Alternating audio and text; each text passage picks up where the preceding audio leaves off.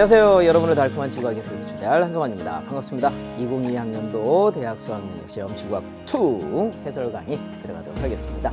자, 바로 우리 1번 문제부터 해설을 들어가도록 할게요. 자, 1번 문제 한번 볼게요.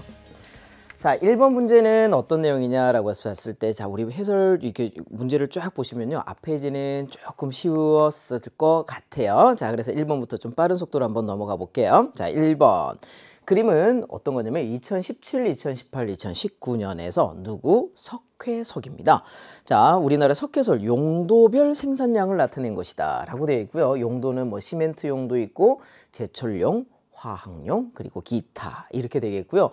자료를 보시면 석회석이 우리가 생각하듯이 뭔가 시멘트의 원료로 많이 사용되는구나 라고 이렇게 일단은 알아두시면 좋겠다. 자, 그러면서 볼게요. 이 자료에 대한 설명으로 옳은 것을 한번 골라봅시다 라고 이야기하고 있고요. 그냥 단순히 어떤 문제다 라고 보시면 되냐면 이 자료를 해석하라 라는 문제가 되겠습니다. 자, 기억부터 볼게요. 이 기간 동안 석회석의 연간 전체 생산량은 감소하고 있습니다. 자, 보시면 여기 생산량이 있잖아요. 그러니까 여기 100을 잡았을 때 100만 톤, 100만 톤이니까 100만 톤, 1000만 톤, 1억 톤 이렇게 될 것 같은데요. 2017년에는 꽤 많이 되다가 그 다음에 줄어드는 게 보이시죠? 그러니까 단순 자료 해석, 줄어들고 있구나 라고 얘기하는 거고요. 그래서 기억은 어때요? 맞는 보기 하시면 되겠습니다. 자, 그 다음에 두 번째, 석회석은 시멘트용으로 가장 많이 사용되었습니다. 생산되었습니다. 그렇죠. 지금 여기 보면 시멘트용이라고 되어 있고 가장 큰 비중을 차지하고 있는 거 보이시죠? 2017년이든 2018년이든 2019년이든 따라서 시멘트용으로 가장 많이 생산되었습니다. 그래서 니은도 어때요? 맞는 보기 하시면 되겠고요. 그 다음 세 번째, 석회석은 금속 광물 자원이다. 자, 금속이다 라고 하면 금속의 특징이 보통 전류를 흘려줄 수 있는 물질이고요. 금, 은, 구리, 철, 니켈 이런 친구들이 다 금속 광물 자원입니다. 석회석이라든지 고령토바 같은 경우는요. 전체적으로 다 비금속 광물 자원이 되겠죠. 자, 그래서 기억, 니은 맞고요. 이거 틀리기 때문에 답은 몇 번? 3번 하시면 되겠습니다. 자, 2번 문제로 넘어가도록 하겠습니다. 자, 2번 문제는 우리 뭐냐면요. 조석 현상에 관련된 내용이 되겠습니다. 만조, 간조, 자, 그리고 사리, 조금 이런 것들 이제 선택해 주시는 거고요. 일단 보기 보면서 이야기 한번 해볼게요. 자, 그림은 어느 지역에서 관측한 해수면의 높이 변화를 나타낸 것이다. 자, 그러니까 날짜가 쭉 지남에 있어서 높아지고 낮아지고 높아지고 낮아지고 이런 게 보이고요. 어느 날 한 날에 가장 높은 날과 가장 낮은 날이 있긴 요거 비교하면 이제 조차가 되겠고요. 조차가 큰 날 보이시죠? 요런데 조차가 작은 날 보이시죠? 요런 거 이제 선택해 주시면 될 것 같아요. 옳은 설명 골라주는 거고요. 1번 기억부터 볼게요. 조차는 4월 10일이 4월 20일보다 크다. 자, 여긴 4월 10일이고요. 여긴 4월 20일이에요.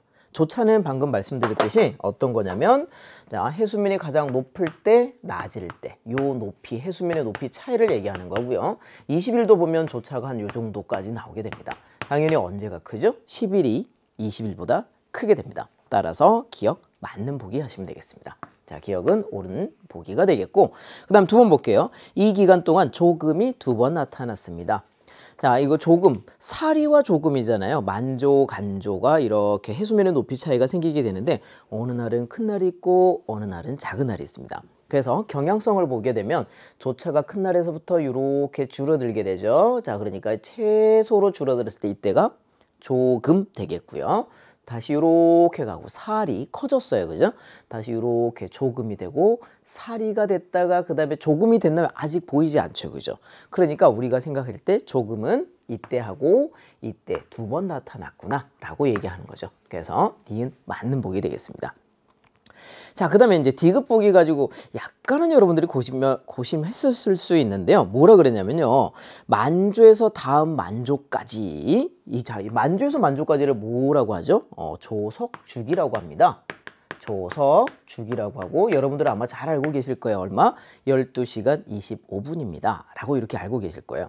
자, 그래서 보시면서 이제 보면 12시간보다 길다라고 얘기했거든요. 그래서 우리가 조석주기가 12시간 25분인 걸 알고 있으니까 디귿이 맞아요. 요렇게 하셔도 되고요. 이렇게 하셔도 되고요. 진짠가? 나는 자료를 한번 해석해 보고 싶은데 라고 했더니 조금 난감한 게 하루하루가 이렇게 나와 있진 않아요. 대신에 다행인 것은 날짜별로 해서 이렇게 선이 나와 있어요. 그래서 이걸 한번 세보시면 돼요, 실제로. 그래서 여기 보면 이렇게 보조선이 있어요. 이렇게 보조선 이렇게 있잖아요. 이게 5일 간격이에요. 5일 간격. 자, 만조. 자, 이때가 만조거든요. 자, 그러니까 15일 날 만조 딱 생겼죠. 이렇게 일부러 해준 것 같아요. 자, 그리고 다음 만조까지 하나, 둘, 셋, 넷, 다섯, 여섯, 일곱, 여덟, 아홉, 열 하게 되면 20일을 살짝 넘어가요. 자, 그러니까 만약에 우리가 정확하게 12시간이다라고 하게 되면요, 10번 딱 들어가면 10일 정확하게 들어가야 돼요. 자, 근데 10번 하고 나니까 어때요? 20일에서 조금 벗어나 있죠. 그죠? 그래서 12시간보다 조금 길구나, 이렇게 이제 판단하는 겁니다. 자, 어쨌든 기억, 니은, 디귿 모두 정답 되겠고요. 답은 그럼 5번이겠네요. 자, 5번 하시면 되겠습니다. 자, 3번 문제로 넘어가 보도록 하겠습니다. 자, 3번 문제는 우리 발전 방식입니다. 우리 해양에서 생산되는 그런 발전 방식. 조류 발전, 조력 발전, 파력 발전, 이렇게 되는데요. 자, 여기 이제 보시면은, 문제는 뭐 많이 어렵진 않은 문제이긴 한데, 생소한 개념이 한번 살짝 등장했어요. 자, 어떤 개념이냐면, 이론적인 잠재량이라는 말이 있고요. 그 다음에 기술적인 잠재량이다라고 하고 밑에 설명이 돼 있어요. 그러니까 예를 들어서 조류 발전이나 조력 발전이 있다라고 이렇게 할게요. 자, 그러면 조류나 조력 이걸 이용하겠다라는 거죠. 그러면 이거는 뭐냐면요, 이론적으로 내가 계산해 봤는데 말이지, 이렇게 밀물 썰물 때 흘러가는 물이 있다면 이 친구의 총 에너지 값을 구하는 것이라고 보시면 되겠습니다. 그러니까 만약에 이제 조류나 조력이나 이런 것들이 잘 이해가 안 되시면 여러분들이 이제 가장 익숙한 방식은 아마 태양광 발전이, 태양 전지판 설치하는 거 있잖아요. 그런 걸 이제 생각해 볼 수 있는데, 이론적인 잠재량이라고 하는 건 뭐냐면요, 예를 들자면 태양광 에너지 이론적인 우리나라의 잠재량은 얼마냐라고 하면 그 일사량이라고 하죠. 태양빛이 내려 쬐고요, 우리 국토 면적을 전체 곱하면 됩니다. 그러니까 이게 이론적인 거예요. 근데 생각해보니까 우리가 기술적으로 그럴 수는 없잖아요. 모든 지역에 다 그런 걸 설치할 수는 없어요. 산악 지역도 있고 햇볕이 분명히 안 드는 지역도 있고 막 그렇잖아요. 그래서 이제 그런 것들을 고려한 것을 이제 기술적인 잠재량, 이렇게 이제 이야기를 하는 겁니다. 자, 일단 그런 설명을 이렇게 해놓고, 물론 그 설명에 대해서 자세하게 이야기하십시다, 자세하게 분석합니다, 요건 아니에요. 그래도 조금 다행이다, 그죠? 자, 여기 해양 에너지의 잠재량을 반점 방식에 따라서 나타낸 거고요. 옳은 설명 한번 골라보도록 할게요. 자, 기억 볼게요. 기억. 이론적인 잠재량이 가장 큰 것은 그냥 요거 숫자 물어보는 거네요. 그죠? 누구죠? 조류 발전이 되겠습니다. 그래서 어때요? 조류 발전이다 라고 했으니까 기억은 어때요? 맞는 보기, 이렇게 하시면 되겠습니다.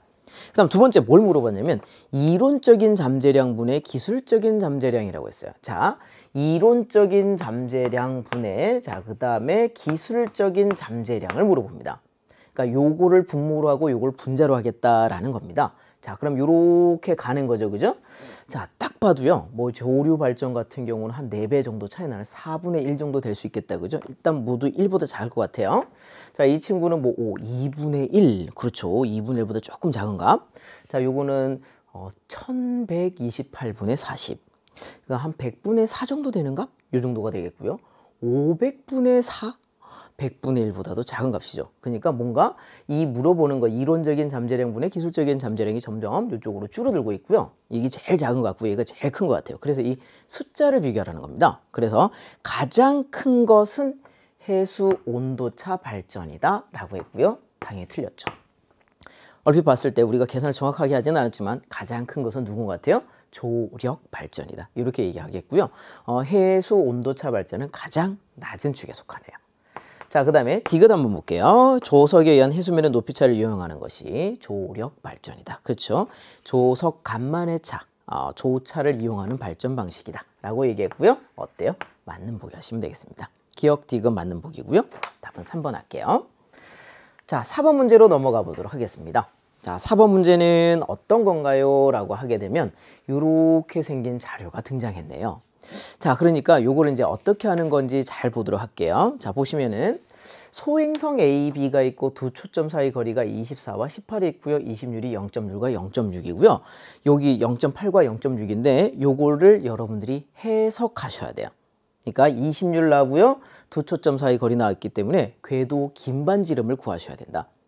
자, 그래야 이제 이 문제가 풀리게 되는 거거든요. 태양을 공정하는 가상의 소행성 A, B 타원 궤도에 대한 연구가 되겠고요. 실험하는 과정을 보게 되면 요걸 바탕으로 하는 거예요. 그럼 자, 요거를 분석하기에 앞서 요걸 한번 볼게요. 우리 타원을 이렇게 그릴게요. 타원에는 긴 축이 있고요. 그 다음에 짧은 축이 이렇게 있게 돼요. 짧은 축이 있고요. 양쪽에 뭐가 있냐면 초점이라고 하는 부분이 존재하게 됩니다. 이렇게 초점이 존재해요. 이 양 끝점에. 자, 그러니까 A는 어떤 거냐면요. 초점 사이의 거리가 24가 되는 거예요. 자, 그러면 여기서 우리가 해볼 거는 뭔가요? 라고 하면 여기서부터 여기까지 거리가 얼마죠? 12 이렇게 됩니다. 10이 됩니다. 그리고 여기서 중요한 게 뭐냐면 이게 0.8이라는 거예요. 이 0.8이라는 이심률은 어떤 개념이냐면 궤도 긴반지름에 대한 초점과 타원의 중심 사이의 거리의 비율이죠. 그러니까 요거의 길이 분의 12를 해주게 되면 0.8이 나오게 돼요. 자, 그럼 요거 얼마 나옵니까? 라고 하면 15 이렇게 나와요. 15분의 12가 0.8이 됩니다. 그러니까 궤도 긴반지름 얼마라고요? 자, 궤도 긴반지름 A가 있어요 라고 한다면 이 A라고 하는 소행성은 얼마? 15 AU 이렇게 되는 거예요. 그럼 이 친구 B도 한번 볼게요. B도 한번 보면 어떻게 되냐면 자, 요렇게 해주시고요. 자, 18의 거리예요. 그럼 여기가 얼마죠? 9. 자, 근데 이심률이 0.6이니까 요거의 길이에 대해서 요거의 길이가 얼마? 0.6이 나오는 거예요. 궤도 긴반지름 똑같이 15가 나옵니다. 아하, 자, 그러니까 A와 B는 어떤 거냐면 이런 거야. 궤도 긴반지름 모두 15AU로 동일하고요. 이심률이 다른 두 소행성이 되는 거죠. 이심률이 누가 작죠? B가 더 작고요. B가 더 작으니까 B가 좀 더 원궤도에 가깝다라고 보시면 되겠습니다.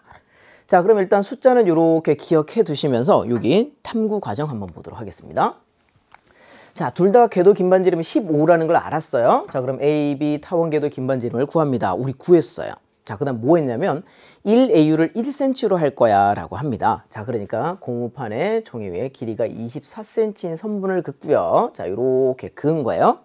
그쪽에 양쪽에 앞정 1과 2를 놓고요. 그 다음에 실의 길이가 몇 cm가 되도록 양 끝에 각 앞정을 고정한다. 자, 타원을 그려야 돼요. 타원은 두 초점으로부터 거리 합이 같은 점들의 집합이 되겠고요.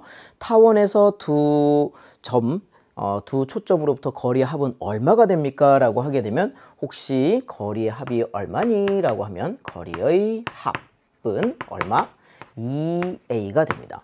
2A. 즉 우리가 궤도 긴반지름이 15AU, 즉 1cm를 1AU 비교할 거기 때문에 거리의 합 얼마 나오겠습니까? 라고 하면 30cm 이렇게 되겠죠. 그래서 기억은 30cm가 되도록 실을 이렇게 조정한 거야. 고정을 해주시고요. 팽팽하게 하면서 타원 궤도를 그립니다. 그럼 이제 A의 타원 궤도가 나온 거예요. 근데 이제 그 다음에 뭐가 있냐면요. 1은 그대로 두고, 자, 24cm, 24AU 거리가 아니라 18AU 거리잖아요. 그럼 이제 줄여야 돼요. 자, 그래서 2를 1의 방향으로 6cm를 옮겨요. 자, 24cm에서 6cm를 옮기니까 이제 빼줘야 되겠다. 24 빼기 6은 18cm. 자, 그러니까 18cm로 만들어 놓고, 이렇게 두 초점을 이제 18cm 거리죠. 그 다음에 타원 궤도를 그린다. 자, 근데 실의 길이 변화 없죠. 조정하는 거 없죠. 왜냐면 거리의 합이 똑같거든요. 둘 다 궤도 긴반지름이 15AU로 동일하기 때문에 이 친구도 30cm로 놓고 그리면 되는 거예요. 아, 그래서 이제 초점으로 하는 AB 타원 궤도로부터 두 소행성의 공전 운동을 비교한다 라고 이렇게 얘기합니다. 자, 그럼 상황 이해되셨죠? 자, 어떤 개념이냐면 우리가 그림을 한번 살짝 조그맣게 그리면 이런 거예요.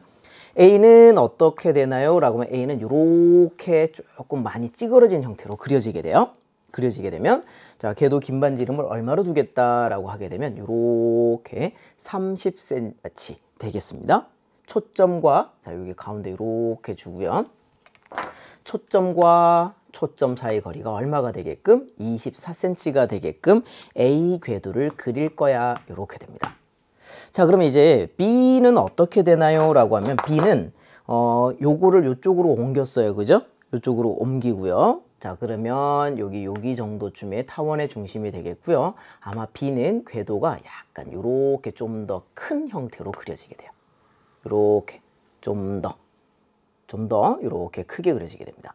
자, 그러니까 요게 이제 어떤 것이 되나요? 라고 얘기하면 타원 초점. 선생님이 이제 그림을 그렸을 때 거의 원이 돼버렸는데요.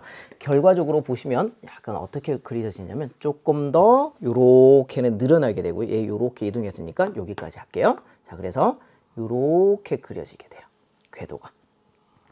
자, 궤도가 요렇게 그려지는 게 누구? B가 되겠습니다. 그래서 이심률이 작게끔 이렇게 되는 형태가 되죠. 그래서 기억, 니은, 디귿 한번 선택해 볼게요. 자, 기억에서 뭐라 그러냐면 기억은 30cm다 라고 했기 때문에 어때요? 기억은 맞는 보기 이렇게 하시면 돼요.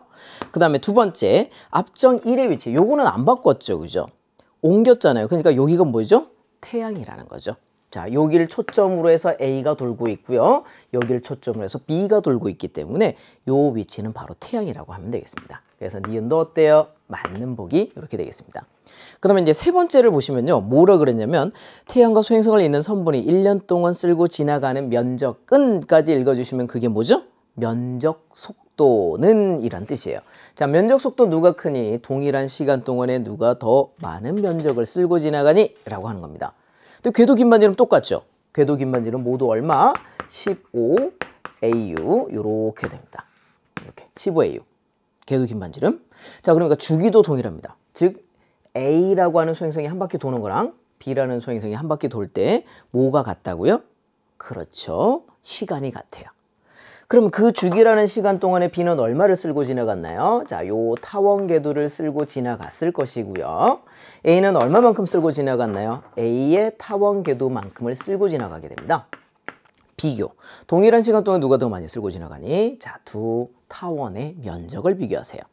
궤도 긴반지름이 똑같기 때문에 B를 오른쪽으로 싹 가지고 오면 여기 딱 들어받게 되고요. B는 좀 더 단반경이 큰, 즉 이심률이 작으니까 B의 전체 타원 면적이 큼으로 해서 B의 면적 속도가 더 크다라고 보시면 되겠습니다. 그래서 이 면적은 B가 A보다 크다라고 했기 때문에 디귿 어때요? 맞는 보기로 가시면 되겠습니다. 기억, 니은, 디귿 모두 정답이고요. 답은 5번 하시면 되겠습니다. 자, 4번 문제 끝났고요. 자, 5번 문제로 넘어가 보도록 하겠습니다. 자, 5번 문제는 여기서 자료 두 개가 나와 있어요. A, B가 있는데 하나는 풍속이고 하나는 풍향이래요. 자, 그래서 일단 이 문제의 포인트는 어떤 거냐면 풍속과 풍향을 선택해 주세요 라는 이야기입니다. 자, 그런데 이제 뭐라 그랬냐면 그림은 해륙풍이 부는 어느 해안 지역에서 해륙풍이군. 그러니까 우리가 이런 거 한번 생각해 봐요. 낮에는 주로 어떤 바람이 불어요? 낮에는 바다에서 불어요. 해풍. 밤에는 무슨 바람이 불죠? 밤에는 해가 떨어지고 난 이후에 깜깜한 밤이 되게 되면 육지에서 바다로 가게 돼요. 육풍 이렇게 불게 됩니다. 자, 그러니까 요 자료 둘 중에 어떤 것이 등장하냐면 낮에는 해풍이 불어야 되고요. 밤에는 육풍이 불어야 되는 그런 풍향을 선택을 어찌 보면 좀 쉽게 해주실 수 있을 것 같아요. 예를 들자면 여기 해가 뜨는 시간대가 있어요. 뭐 7시 이후에 이제 해가 뜨겠죠. 뭐 6시, 7시, 8시 이때쯤 해가 뜨겠죠. 자, 해가 뜨고요. 그리고 정오가 지나고 17시, 18시, 19시 이때쯤 해가 질 거예요. 자, 그러니까 어찌 보면 해가 떠 있는 시간이 언제쯤인가요? 라고 하면 여기 정도, 그 다음에 여기 정도 이렇게 해가 떠 있는 시간이에요. 자, 그러면 예를 들어서 이게 점이 있고 그 다음에 X 표시가 있는데, 자, 점과 X 표시가 있는데 X는 낮과 밤의 풍향이 생각보다 그렇게 많이 뭐라고 해야 될까, 구분이 딱 되는 건 아니에요. 구분이 확실하게 되는 게 누구냐면 점이고요. 그 다음에 두 번째, 이게 해풍이 불다가 육풍이 불 때, 혹은 육풍이 불다가 해풍이 될 때 약간 어떤 느낌이 드냐면요. 자, 바람이 이렇게 불다가 멈추고 다시 이렇게 불어야 되겠죠. 그러니까 해풍에서 육풍, 육풍에서 해풍으로 바뀔 때 풍속은 거의 0으로 가게 됩니다. 풍속은 0으로 가고요. 자, 바람이 이렇게 불다가 오른쪽에서 왼쪽으로 불어요 라고 하다가 멈추고 갑자기 불연속적이죠. 풍향은 멈추고 왼쪽에서 오른쪽으로 봅니다. 이렇게 되잖아요. 자, 그렇기 때문에 여기서 풍향은 약간 불연속적인 게 등장해야 돼요. 그래서 보시면 A가 뭐냐면 바로 풍향을 뜻하는 거고요. 여러 조건을 우리가 생각을 해봤을 때 B가 뭐를 뜻합니까? 풍속을 뜻하게 돼요. 물론 해가 짠 하고 떴다고 해서 바로 해풍이 되는 거 아니에요. 그러니까 어느 정도 육풍이 불다가 해가 뜬 이후에 뭐 이제 어느 정도 가열이 돼야죠. 가열이 되니까 뭐 7시 지나고 8시 지나고 한 9시 정도 돼야 뭔가 살짝 멈추고 이제 바뀌는 그런 시점이 오게 됩니다. 그래서 여기도 보시면요. 풍속이 거의 0으로 가는 시점이 언제냐면 해가 뜨는 시점이 아니에요. 해가 뜨고 가열이 되다가 보니 이제 해풍이 멈추고 지금 여기상으로는 뭐 9시, 10시 정도 되네요. 오전 10시경에 이제 풍속이 거의 멈춰지게 되고 다시 이제 어떻게 육풍이 아닌 해풍으로 살짝 바뀌는 그런 모습이에요. 자, 그래서 이제 이렇게 이제 해석해 주시면 되는 겁니다. 자, 보겠습니다. 옳은 설명. 풍속은 A입니다. 우리 풍량이라 그랬어요. 그죠? 그러니까 기억은 어때? 틀린 보기 되겠습니다. 그 다음 두 번째, 관측 지점의 서쪽의 바다가 위치해. 잘 보세요. 우리 관측자가 이렇게 동서남북 이렇게 표시하고요. 동서남북 표시하고요. 관측자가 이렇게 서 있어요. 이렇게 서 있는데, 자, 자료를 보니까 풍향이요. 여기 W라고 돼 있어요. 그죠? W 뭐죠? 서풍이라는 얘기죠. 아, 이렇게 부는 게 서풍이에요. 서쪽에서 동쪽으로 오는 게 서풍이에요. 항상 바람 불어오는 방향으로 하셔야 돼요. 근데 이게 뭐라고요? 해풍이에요. 바다에서 부는 바람이에요. 자, 그럼 여기가 뭐예요? 바다가 되겠고요. 그 다음에 우리 사람은 육지에 살고 있어야지, 그치? 육지 이렇게 되는 거야. 그러니까 우리 관측자 기준으로 서쪽에 바다가 있어 이렇게 되는 거죠. 그러니까 니은 어때요? 맞는 보기 되는 거야. 그 다음에 이거 볼게요. 수평적인 규모는 이라고 했을 때 해륙풍은 규모상으로 시간적인 규모로 보는데 뭐 하루 안에 끝나는 겁니다. 우리 규모로 보면 미규모, 중규모 혹은 중간규모, 종관, 지구규모 이렇게 이제 넘어가게 되는데 해륙풍이라고 하는 거는 규모상으로 한 20-30km 안쪽이 되겠고요. 시간상으로 보더라도 어떻게 하루 안에 끝나는 상황이기 때문에 중규모에 해당합니다. 근데 해들리 순환은 비교가 안 되죠. 그죠? 1년 내내 유지되는 편서풍, 무역풍 이런 얘기가 되기 때문에 당연히 규모상으로 시간이나 공간 규모상으로 보면 해들리가 훨씬 큽니다. 해륙풍이 크다라고 했으니까 어때? 틀린 보기 하시면 되겠습니다. 이은 하나 정답이고요. 답은 2번 하시면 되겠습니다. 자, 다음 6번 문제로 한번 넘어가 보도록 하겠습니다. 자, 6번 문제는 광물 문제고요. 아마 여러분들이 규산형 광물을 어느 정도 좀 잘 숙지하고 계셨다면 크게 어렵지 않다라고 생각하실 수 있습니다. 자, 여기 A, B, C가 누군지만 선택 딱 해주시면 돼요. 규산형 광물 중에서 고르세요가 아니라 이거 중에 하나야. 셋을 딱 줬어요. 자, 뭐라 그랬냐면 하나는 감람석, 석영, 휘석 중에 하나다 라고 이렇게 얘기했습니다. 그럼 골라볼게요. 우리가 선택해서 감람석이 있고 그 다음에 석영이 있고요. 그 다음에 휘석이 있어요. 자, 이렇게 있습니다. 자, 그러면 여기서 일단 볼게요. 쪼개짐이 한 친구는 있고요. 둘은 없대요. 이 뭔 얘기냐면 두 친구는 깨진다는 얘기예요. 그럼 혹시 감람석, 석영, 휘석 중에서 쪼개지는 친구가 있나요? 그렇죠. 휘석이죠. 휘석이 쪼개지는 친구예요. 감람석과 석영은 둘 다 깨져버리게 됩니다. 아, 그러니까 바로 나왔어요. A가 누구? 휘석 됩니다. 그럼 B, C 둘 다 어때요? 쪼개지죠. 근데 규소와 산소의 비율을 이렇게 봤을 때 X, O, X 이렇게 된 거니까 이거 비교하셔야 돼요. 자, 그러면 산소 원자수분의 규소 원자수 가볼게요. 자, 감람석은 규소 하나에 산소 4개 결합합니다. 얼마? 4분의 1 되겠습니다. 이렇게 되죠? 4분의 1. 자, 4분의 1이면 5분의 2보다 큰가요? 작죠? 작아요? 작으니까 X 이렇게 된 친구네요. 자, 그러니까 이 친구가 뭐예요? 이게 감람석이에요. 감람석. 자, 그 다음에 요거 볼까요? 석영 한번 볼까요? 석영은 규소 하나에 산소 2개잖아요. 1, 2 이렇게 되겠습니다. 2분의 1이죠? 자, 5분의 2.5 이렇게 되는 거잖아. 큰 거죠. 그러니까 요거 5 맞아. 그럼 이게 석영 되겠습니다. 참고로 휘석 얼마니? 휘석은 1분의 1 나누기 3. 규소 하나, 산소 3개 이렇게 되겠습니다. 자, 그래서 이제 이렇게 해놓고 이제 우리가 선택해서 가주시면 되겠고요. 감람석, 휘석, 각섬석은 4대 11이니까 뭐 4, 11, 11분의 4 뭐 이런 형태가 되겠습니다. 자, 그래서 이제 비교를 한번 해줘야 되겠습니다. 자, A는 두 방향에 쪼개짐이 있습니다. 이렇게 물어보네요. 휘석은 두 방향에 쪼개짐이 있습니다. 네. 우리가 감람석과 같은 경우는 깨졌고요. 휘석은 어땠어요? 길게 한 줄로 단쇄상이라고 하죠. 결합이 됨으로 해서 쪼개지는 방향은 두 방향이 되겠습니다. 각섬석도 두 방향이었어요. 자, 그렇기 때문에 휘석 두 방향 쪼개지는 건 맞아요. 근데 요거는 우리가 여기 나온 자료를 통해서 알아낼 수는 없어요. 여러분들이 이미 이 부분은 잘 숙지하고 계셔야 돼요. 즉 뭐냐면 규산형 광물의 각 광물별 특징들은 여러분들이 어떻게 하시라고요? 머릿속에 쏙 집어넣어야 된다는 얘기입니다. 자, 기억 맞는 보기 되겠고요. B는 유색 광물입니다. 석영이 유색 광물인가요? 내부에 철과 마그네슘을 많이 포함해서 색깔이 어둡게 보이나요? 아니죠. 그죠? 유색 광물은 지금 휘석과 감람석이 유색 광물이 되겠습니다. 자, 세 번째, C의 C, 여기 있죠? 감람석이죠? S화요포 3연체 결합 구조는 망상형이다. 망상은 누굴 지칭하는 거죠? 석영이에요. 자, 요걸 지칭하는 거고요. 감람석은 독립형이죠. 그냥 규산형 3연체 하나 단독으로 딱 존재하는 친구가 되겠습니다. 그러니까 디귿 어때요?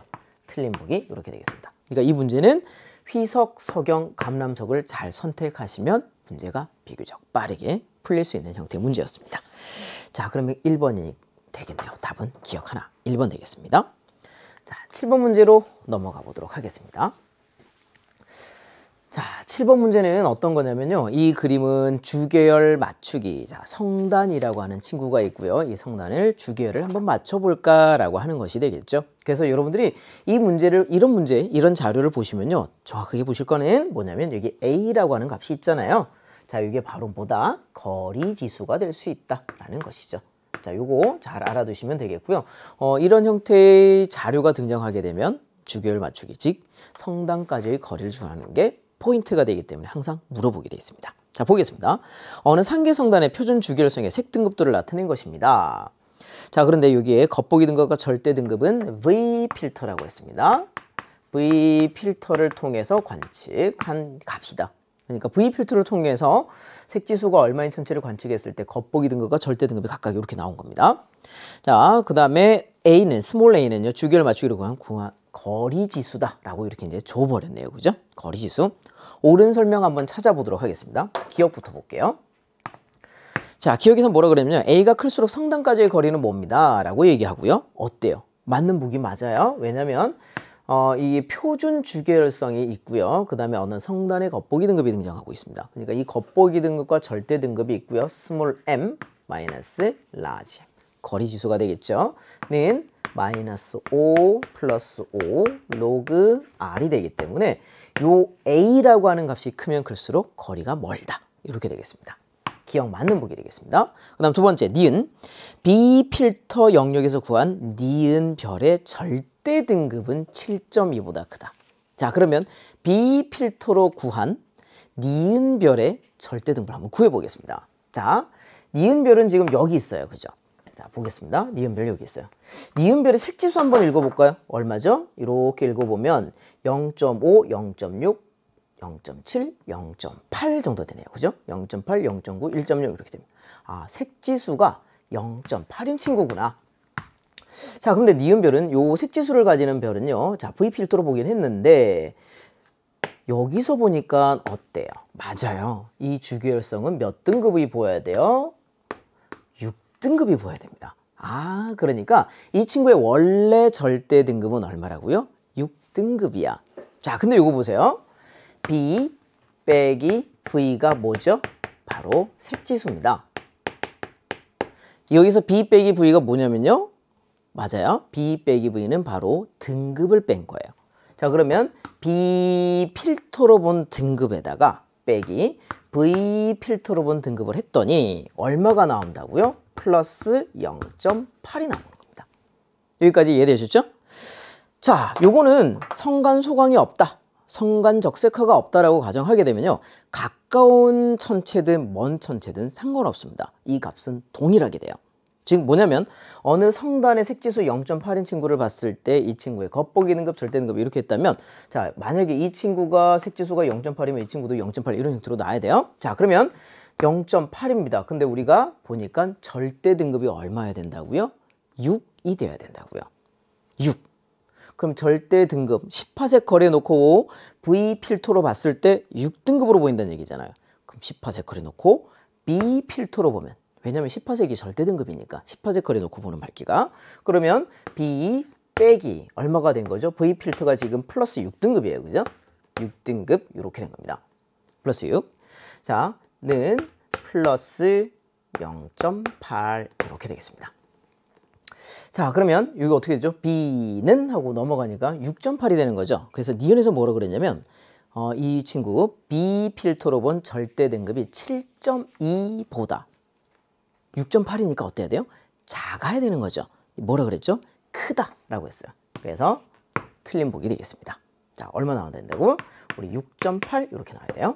그 다음에 디귿 한번 볼게요. 니은별은 기억별보다 주기율에서 먼저 벗어납니다. 자, 이게 이제 주기율성의 특징인 거죠. 자, 주기율성이라고 하면, 자, 보시면은 여기 표준 주기율 있잖아요. 자, 요 친구도 주기율, 요 친구도 주기율. 왜냐면 요거를, 자, X축 할게 색지수 동일하게끔 평행이동을 쭉 Y축 방향으로 이동시켜 줍니다. 그러면 여기에 해당하는 별들이 모두 여기 겹치게 돼요. 상단에 있는 친구만 살짝 빠집니다. 무슨 얘기냐면 요 아래 하단에 있는 주기율성은 그죠? 어둡고 표면온도 낮고요. 크기도 작고 질량도 작고 대신에 수명이 상당히 긴 친구입니다. 그래서 뭔가 진화를 해서 빨리빨리 주기율을 벗어나는 친구는 누구? 기억이라고 하시면 되겠습니다. 그래서 이 성단이 있을 때 이런 주기율성 등장하게 되면 상단에 있는 별들부터 어떻게 됩니까? 이탈해서 나가게 되는 것이죠. 그래서 기억이 먼저 벗어나는 거예요. 니은보다. 뭐라 그랬죠? 니은별인 기억보다 주기율 단계를 먼저 벗어난다. 나중이라고 하셔야 돼요.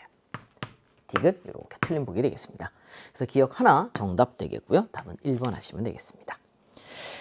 자, 8번 문제로 넘어가 보도록 하겠습니다. 자, 8번 문제는 자, 요런 문제들을 푸실 때 이건 이제 지진파 문제고요.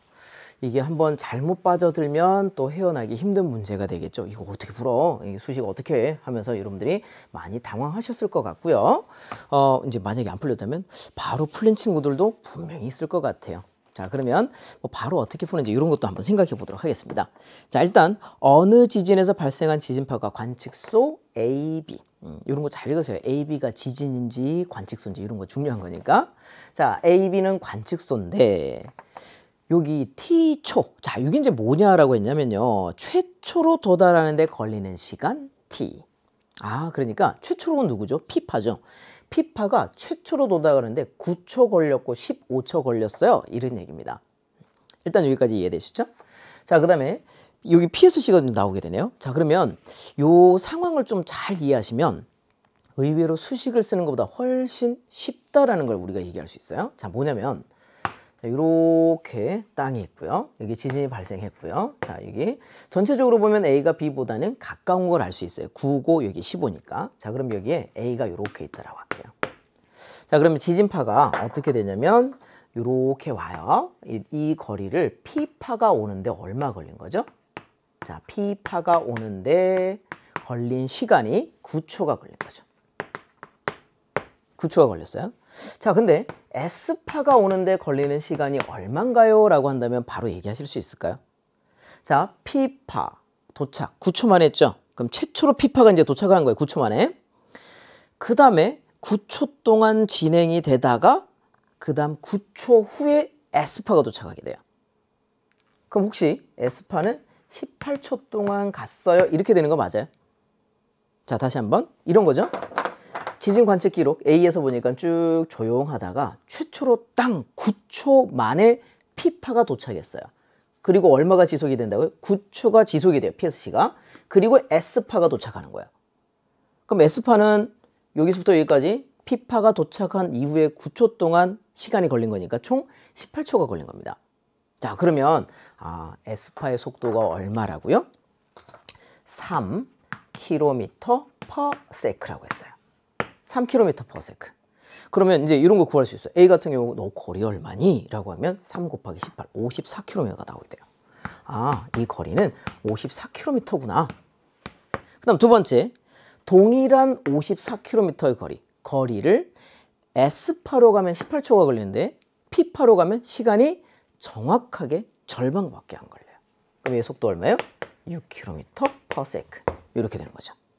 자, 그래서 이렇게 해서 우리가 식을 쓸 수가 있는 거죠. 그러면 이제 보기에 거의 대부분이 다 풀리게 됩니다. 자, 볼게요.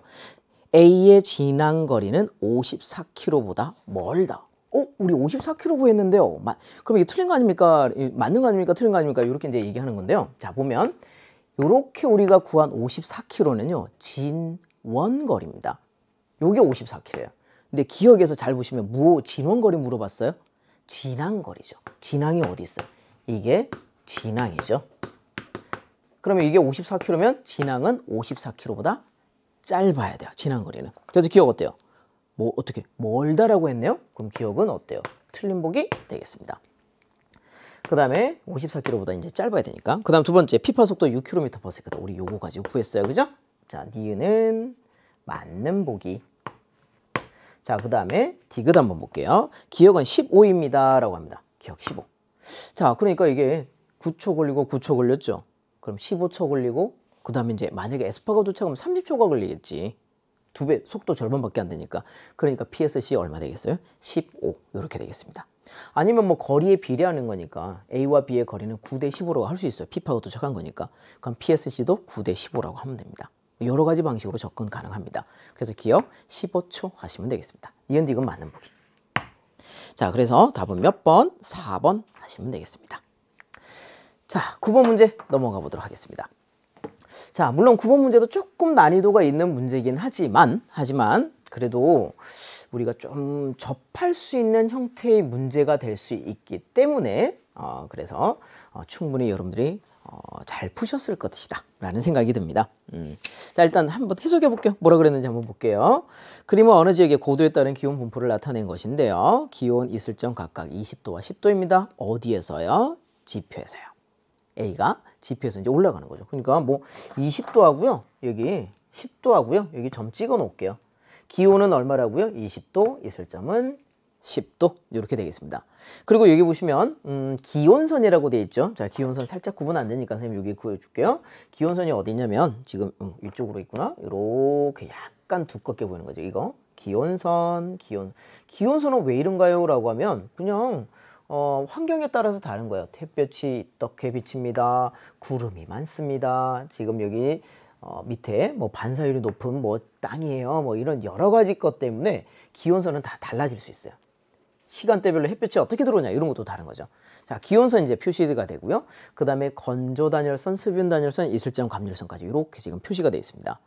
옳은 설명 찾아주세요 라고 합니다. 일단 A 공기를 강제 상승시키면 이라고 했습니다. 응결고도는 이라고 했습니다. 자, 왜 강제가 되는지 한번 볼게요. 자, 이 공기 덩어리를 일단 올리면, 자, 출발할 때 20도였어요. 누구 따라갑니까? 건조 따라갑니다. 왜냐면 포화되지 않았을 테니까. 자, 그러면 여기서 따라가는데, 자, 건조 단열선이 이 기온선 아래쪽에 살짝 있어요. 자, 그러면 만약에 내가 올려주면 여기 밑에 선을 따라서 쭉 올라가는 거예요. 아시겠죠? 자, 왜 강제로 올려줘야 되냐라고 하면 올라갔더니 주변 공기보다 차가워요. 누가 상승하는 공기가. 주변 공기보다 차가워요. 따라서 잘 안 올라갈래요? 이렇게 되는 겁니다. 잘 안 올라가요. 그렇기 때문에 올라가기 싫은 애를 응결하는 데까지 올려줘야 되기 때문에 강제라는 말을 기억해서 쓴 거예요. 자, 그리고 이슬점도 한번 잘 보세요. 이슬점 요렇게 가다가 둘이 딱 만나게 되죠. 오, 자, 그러니까 여기가 상승 응결고도 되겠네. 단열적으로 상승시키는 거니까 우리가 아는 상승 응결고도 있죠. 125 기온 빼기 이슬점. 그러면 1250m 정도에서 나오겠네요.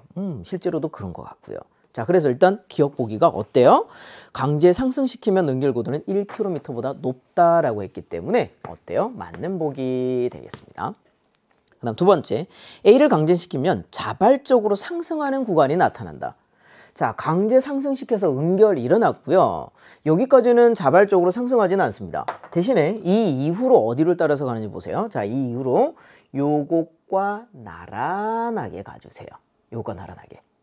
그러니까 여기서 이제 왜냐면 포화가 됐죠. 포화가 되고 그 다음에 누구랑 나란하게? 이 친구랑 나란하게 가는 거예요. 이 점선이 수변 단열선이니까. 자, 그럼 요것과 나란하게 쭉 가주는 거예요. 자, 눈대중으로 이렇게 가는 거예요. 요 간격 이렇게 각게 쭉 올라가는 거예요. 자, 기온과 만나는 곳이 있나요? 없어요. 그렇기 때문에 주변보다 따뜻했던 적이 없는 거예요. 이게 주변보다 따뜻하면 자발적으로 올라갈 수 있는데 주변보다 항상 차갑죠. 그러니까 얘는 강제적으로 계속 올려줘야 되는 거야. 그래서 니은에서 뭐라 그랬냐면 이렇게 했을 때 이 자료상에서 자발적으로 올라갈 수 있는 구간이 있다라고 했는데 아니요. 없어요. 니은 틀린 보기 되겠습니다. 자, 그 다음에 세 번째, A가 가열되어 자발적으로 상승의 구름이 생성되는 경우. 가열되어 자발적으로 상승하는 거예요. 그러니까 요렇게 해서 자발적으로 상승하는 건 아니고 가열이 되어서 자발적으로 지금 가는 거예요. 그러니까 지금 20도가 아니라 뭐 30도 이렇게 함께 되면 따뜻하죠. 올라가겠죠. 쭉 올라가겠죠. 주변보다 따뜻해요. 계속 올라가. 이런 상황이에요. 자, 이렇게 되는 경우에요. 구름의 밑면의 고도는 이거보다 높다. 자, 요것도 이제 선생님이 이제 간혹 개념하다가 살짝 얘기해 드린 적이 있는데 어떤 거냐면 이런 거예요. 자, 이슬점 감률선 있죠. 자, 이거를 쭉 가세요. 쭉 가서 누구랑 만나는 곳과 여기 기온과 만나는 곳 있죠. 여기를 선택을 딱 해주세요. 요점. 자, 요 점에서 다시 거꾸로 여기 있죠. 건조 단열선 있죠. 자, 건조 단열선을 따라서 쭉 내려오도록 하겠습니다. 자, 이게 실제로 기상학에서 이 고도를 뭐라 하냐면 대류온결 고도라는 말을 쓰게 되는데 이런 거예요. 자, 이게 뭐냐면 만약에 내가 요 온도보다 낮은 온도로 가열했어요. 그러면 보세요. 쭉 이렇게 올라가죠. 올라가다가 어때요? 기온과 딱 만나요. 이슬점 어때요? 쭉 내려도 이슬점 여기까지 와요. 어때요? 포화 안 됐죠? 그렇기 때문에 만약에 더 올라간다면 건조 단열선을 따라서 올라가게 되고요. 기온을 뚫어버렸죠. 못 올라가요. 잘. 그러니까 자발적으로 상승하기 힘들어요. 구름 생기기 전이에요. 구름도 안 생겼어요. 근데 요 점이 무슨 의미를 가지는 거냐면 이렇게 기온은 떨어지다 될 때 이슬점 이렇게 내려오죠. 내려오다가 딱 만났어요. 이때 포화가 되고요. 이때부터 누굴 따라가야 되냐면 습윤 단열선을 따라서 쭉 가는 거예요. 요거. 그러니까 주변보다 다시 또 따뜻했죠. 이때는 감률이 커서 이렇게 떨어졌는데 건조 단열. 이때부터는 포화가 되고 감률이 작으면서 이쪽 방향으로 가게 돼요. 그러니까 주변보다 따뜻하죠. 그러니까 아마도 요거보다 조금 더 높은 온도까지 가열한다면 한번 가열해 볼게요. 만약에 여기까지 가열했어요. 그럼 어떻게 되냐면 이렇게 온도 떨어져요. 이슬점 보세요. 쭉 내려가요.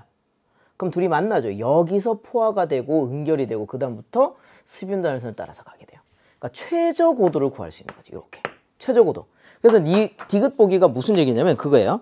자, A가 가열이 되어 자발적으로 상승하여 구름이 생성되는 경우, 그러니까 적어도 요거보다 더 높은 온도로 가열해 줘야 돼요. 그 경우에 어때요? 여기서 만났죠. 거의 2km 부근에서 만났죠. 1.5km보다 구름 밑면의 고도가 높다 라고 했기 때문에 구름 밑면의 고도는 적어도 여기예요.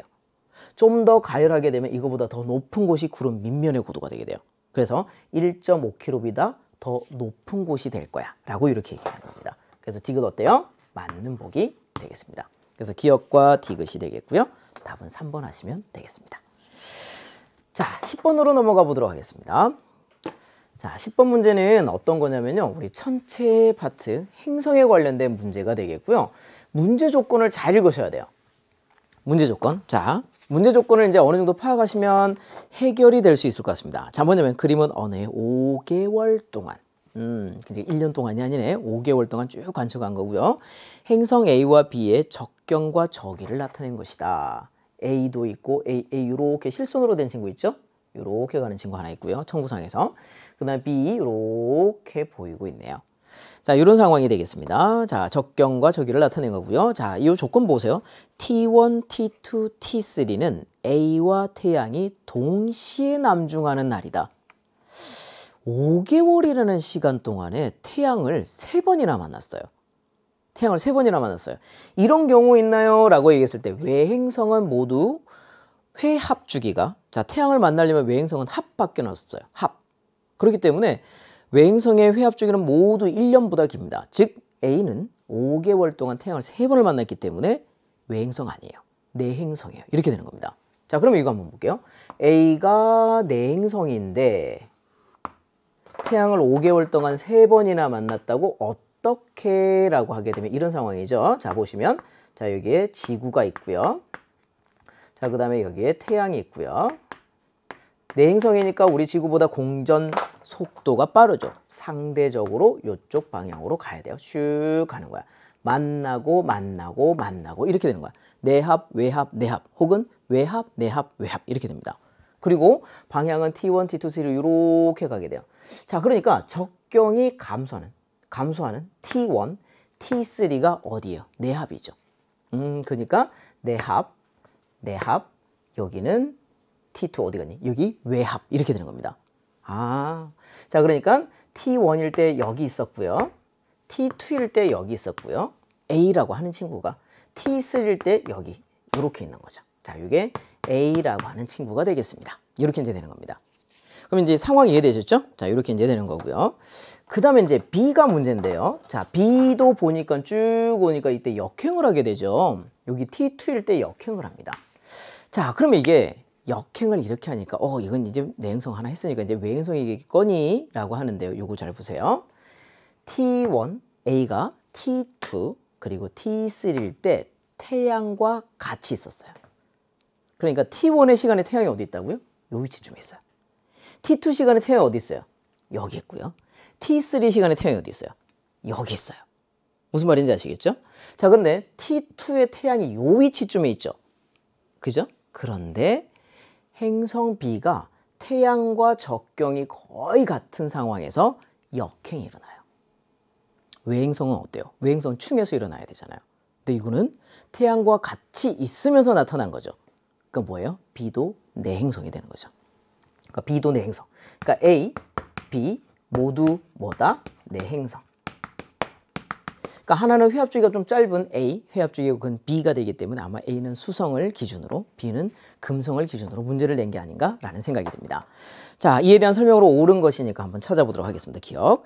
T1, T2, T3 중 A와 B에 동시에 역행하는 날이 있다.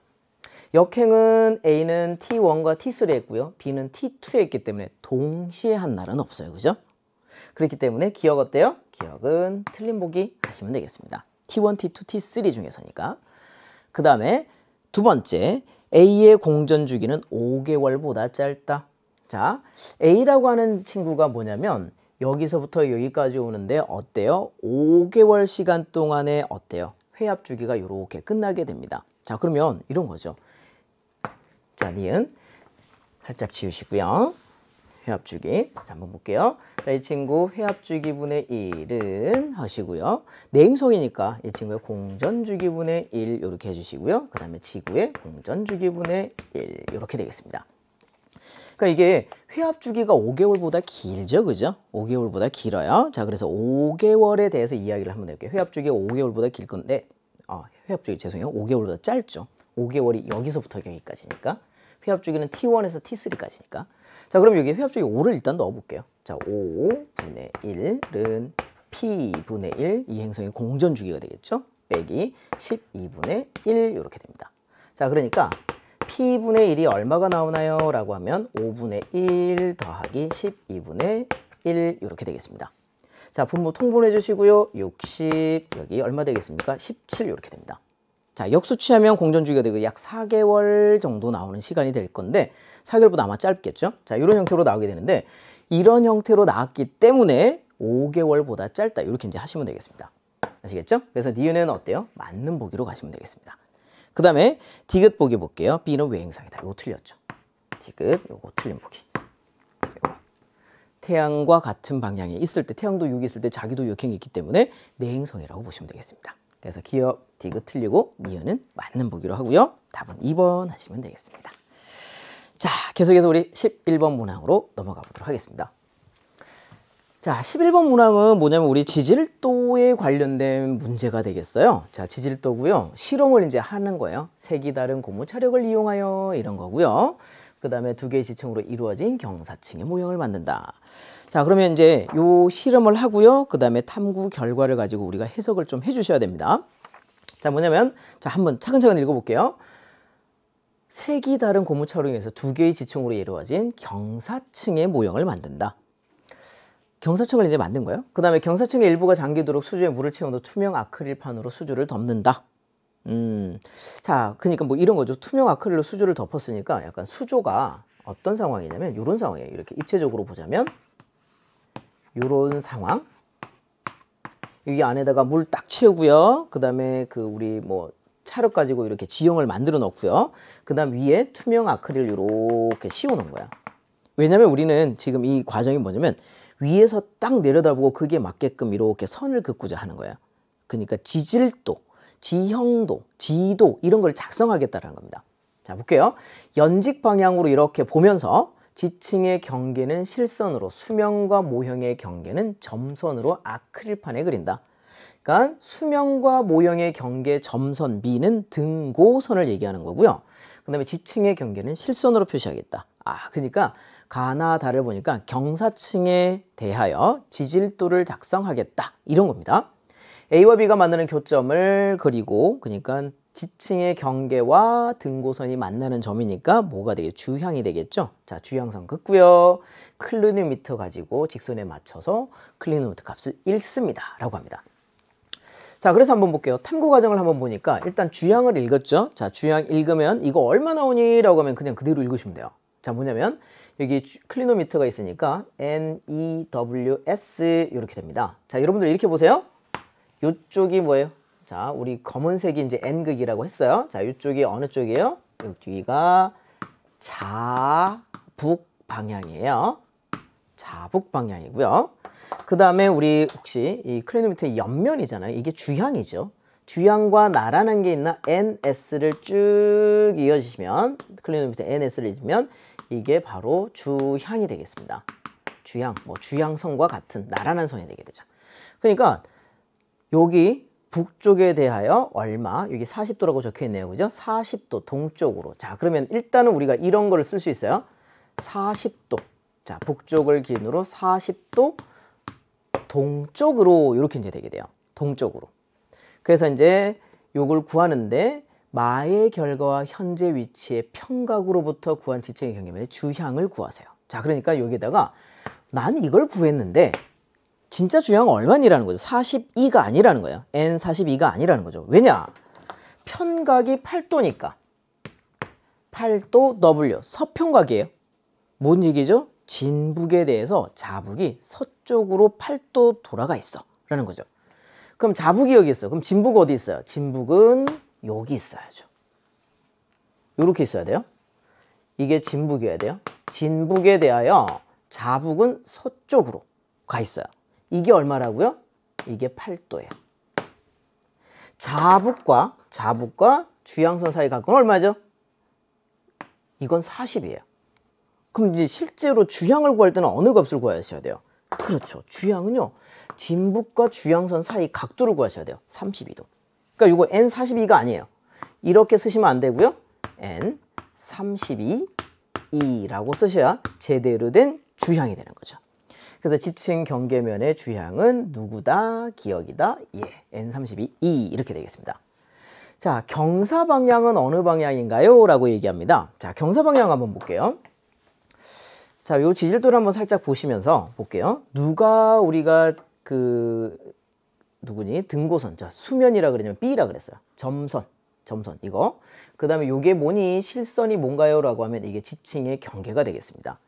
자, 그러면 우리가 이거 지질도처럼 한번 생각해 보세요. 그냥 이렇게 단면 그려볼까요? 라고 하고 이게 X, 여기 Y 이렇게 되는 거죠. 그러면 지층의 경계가 여기 있고요. 여기 주향선 B 고도에 해당하는 주향선이 여기 있어요. 그럼 간단하게 여기다 그냥 조그맣게 하나 그릴게요. 자, 이게 X 있고 Y가 있어요. 자, 이렇게 있는데 오른쪽으로 갈수록 쭉 높아집니다. 여기가 이제 물 바깥쪽으로 나온 거고요. 자, B에 해당하는 고도가 어디 있나요? 라고 하면 B가 여기 이렇게 있어요. 자, 여기 있고요. 자, 그 다음에 저기 B에 해당하는 고도의 주향선이 하나 있죠? 요 주향선이 어디면 저기 안쪽 여기쯤에 있어요. 여기쯤에 이렇게 있고요. 그 다음에 두 개의 지층이 만나는 곳이 B보다 고도가 낮은 쪽에 여기 있어요. 자, 그러니까 서로 다른 지층이 어떻게 있냐면요, 요렇게 되어 있는 상황이에요. 요렇게 요 고도 주향선 오른쪽 속에 있고요. 그 다음에 만나는 곳 여기 B보다 고도 아래. 그럼 이런 형태로 딱 나오게 돼요. 경사는 어느 방향? 이렇게 됩니다. 자, 보니까 우리가 이쪽 방향이 N쪽이라 그랬잖아요. N. 자, 그럼 경사는 이쪽 방향이 되겠네요. 그죠? 여기가 어느 방향인가요? 라고 하게 되면 이쪽 방향이군요. 죄송해요. 자, 여기가 N. 이게 주향이니까 이쪽 방향으로 경사지게 되죠? 경사 방향은 NE. 북동 방향이 되겠습니다. 북동. 그러면 경사 방향 니는 어디에? 북동 이렇게 하시면 되겠습니다. 자, 그러면 한번 풀어보도록 하겠습니다. 자, B는 등고선에 해당합니다. 그렇죠? 우리 물을 딱 넣어 놓고요. 그게 해당하는 걸 이제 아크릴판 위에서 이렇게 이제 따라 그리겠다는 거, 연직해서, 그죠? 투영된 상황에서 그리겠다. 그러니까 이게 뭐예요? 등고선 이렇게 되는 겁니다. 그러니까 기억 맞습니다. 그 다음 두 번째, n 48e. 아니지, 32e여야 돼요. 그래서 니은어예요? 틀린 보기 되겠고요. 자, 세 번째, 이 방향은 북동이니까 NE라고 해야 돼요. SE라고 했네요. NE, SE. 자, 디귿 틀린 보기 되겠습니다. 그래서 기억 맞는 보기 이렇게 되겠고요. 아마 여러분들이 어떤 거 가지고 조금 당황했을 수 있나라고 하면 그동안 이렇게 편각이 8도다. 그리고 제대로 된 주양을 구하세요 라고 하는 것이 이제 우리가 수능이나 평가원 기출, 즉 평가원에서 낸 문제 중에선 거의 최초라고 보시면 될 것 같아요. 그래서 이런 게 있을 수 있다라고 알아두시면 좋겠네요. 자, 11번 문제 이렇게 되겠습니다. 그럼 기억 하나니까 답은 1번 하시면 되겠습니다. 자, 12번 문제도 보도록 하겠습니다. 자, 12번 문제는 우리가 일반적으로 보시는 편서풍 파동 문제입니다. 자, 편서풍 파동 문제고요. 문제를 읽어보시면 A, B, C, D가 지균풍, 경도풍 이런 것이 분다. 그리고 500헥토파스칼에 든 고도면이 등장하게 되는데요. 이 간격이 동일하다. 자, 간격이 동일하다 등 그거는 무슨 얘기냐면 기압 경도력이 모두 A, B, C, D 동일한 크기로 작용해 라는 뜻입니다. 자, 그런 상황에서 가는 거죠. 자, 북반구 중위도 500헥토파스칼 등압면의 고도 분포를 나타낸다. 등고도선 사이의 거리 간격은 모두 동일합니다. A, B, C, D 각 지점들은 지균풍 또는 경도풍이 불고 있으며 A와 D는 위도가 같다. 정말 조건이 많네요. 그죠? 자, 그러면 여기에서 디귿 보기, 디귿 선지를 제외하고 나머지는 그동안 여러분들이 많이 봐왔던 그런 내용이 되겠습니다. 자, 그러니까 예를 들자면 뭐냐면 여기가 기압골이에요. 기압골. 왜냐? 기압이 낮아요. 주변보다. 그래서 기압이 낮기 때문에 이 부근에서 어떤 형태로 저기압성 경도풍이 불어요. 점점점점점 나머지도 완성해 드릴까요? 요렇게 도는 거야? 요렇게 반시계로 돌죠. 그죠? 저기압성 경도풍이에요. 그러니까 기압 경도력이 어디로 향해요? 기압 경도력이 이쪽 북쪽을 향하게 되고요. 전향력이 바깥쪽으로 향하게 됩니다. 물론 전향력은 작아요. C. 코리올리 포스라고 해서 C라고 쓰겠습니다. 아니다. 한글로 쓸게요. 이렇게 P. 기압 경도력. 여기 전향력. 이렇게 되는 거죠. 자, 이런 상황이 되는 거죠. 이제 뭐 B 같은 건 이제 지균풍이 불 테니까 아마 둘이 같을 거고요. C는 이렇게 반대 방향의 공류를 가지고 있어요. 그죠? 시계 방향이에요. 고기압성 경도풍. 전향력이 더 크겠다. D는 저기압성 경도풍. 자, 이렇게 이제 되는 상황이죠. 그러니까 기압골의 동쪽은 자, 저기압성 경도풍 전반적으로 느리죠. 고기압성 경도풍 빠르죠. 자, 그렇기 때문에 느리게 들어와서 빨리 나가기 때문에 공기가 모자라요. 발산. 공기가 모자라니까 이걸 어디서 채워야 돼? 지상에서 채워야 돼. 지상이 저기압 유도. 이런 겁니다. 그래서 여기까지는 많이 보는 보기가 되겠고요. 그래서 기압과 니은이 해결이 돼요. 자, 볼게요. B의 지상에서는 고기압이 발달한다. 기압골의 동쪽은 발산으로써 지상에서부터 공기를 끌어올리게 됩니다. 메꾸게 되죠. 그러니까 뭐예요? 저기압을 유도하게 됩니다. 고기압 아니에요. 그 다음 두 번째, C에서 공기덩어리 작용하는, C에서 공기덩어리 작용하는 거. 기압 경도력 어느 방향? 요쪽 방향. 기압 경도력 요거랑 요거랑 같아야 돼요. 등압선 간격 같다라고 했으니까 등고도선이. 그 다음에 이쪽으로 뭐예요? 전향력이 있는데 전향력이 기압 경도력보다 커야 이쪽으로 휘면서 돌게 되죠. 전향력과 구심력의 방향은 같다. 전향력과 구심력의 방향은 같다. 요거 니은은 맞아요. 자, 그럼 이제 여기까지 됐고요. 그 다음에 여기서 이제 무슨 얘기를 하고 있냐면 이런 얘기를 하고 있어요. A와 D에서 풍속을 비교하세요 라고 했습니다. 자, 그러면 디귿 보기 한번 볼게요. 이렇게 됩니다. 구심력. 자, 구심력은 어떻게 되나요? 라고 하면 자, 도는 거 보니까 기압 경도력에서 전향력을 빼주시면 됩니다. 기압 경도력에서 전향력을 빼주겠습니다. 이렇게 돼요. 자, 근데 구심력은 어떻게 표현 가능하죠? R분의 V 제곱. 기압 경도력은 기압 경도력이니까 그냥 P라고만 적을게요. P, 기압 경도력. 이렇게 문자로 좀 표현할게요. 전향력은 어떻게 쓸 수 있죠? 2 곱하기 V 곱하기 오메가 곱하기 사인 위도 이렇게 씁니다. 자, 근데 이제 문제를 풀다가 보니까 기압 경도력은 동일하대요. 그래서 이걸 어떻게 푸시냐면요. 기압 경도를 한쪽으로 넘겨주세요. P는 자, R분의 V 제곱 플러스 2V 오메가 사인 위도 이렇게 됩니다. 자, 위도가 같다 그랬어요. 즉 보시면은 여기에서 2랑 오메가랑 사인 위도가 존재하잖아요. 이 오메가 사인 위도는 같은 값, 변화 없는 값. 요거는 변화 없는 값이에요. 동그라미 쳐놓을게요. 노란색으로. 이렇게 이제 동그라미 칩니다. 그러면 여기서 어떻게 된 거냐면 R과 V에 의해서 뭔가가 이제 바뀔 수 있는데 좌변 전체가 값이 같아야 돼요. 변화 없어야 돼요. 우변 전체도 값의 변화는 없어야 됩니다. 그럼 여기서 A와 D의 풍속을 비교해야 돼요. 자, V가 누가 빠를까요? 라고 이렇게 비교를 하는 거죠. V가 누가 빠를까요? 비교를 하는 건데 R이 다르다는 거죠. 자, 회전하는 반경을 한번 보세요. 회전 반경. A는 곡률이 작아요. 직선처럼 펴져 있죠. 그러니까 얘는 이렇게 돌고 있는 경도풍의 일부라고 보시면 되겠고요. D는 이렇게 돌고 있는 경도풍의 일부예요. 회전을 한 반경이 A가 크죠. 자, A가 커요. R이 커요. R이 크면 요 항이 어떻게 돼요? 줄죠. 줄어야 돼요. 그런데 이 전체 값은 일정해야 돼요. 자, R이 증가함으로 해서 뭔가 이 전체 값이 줄어드는 효과가 나타나야 돼요. 근데 변하면 안 돼요. 그러니까 V가 어떻게 돼요? 커져야 된다. 즉 A가 곡률 반경, 회전 반경이 크기 때문에 V가 크다라는 형태로 이제 해석이 되게 되는 거죠.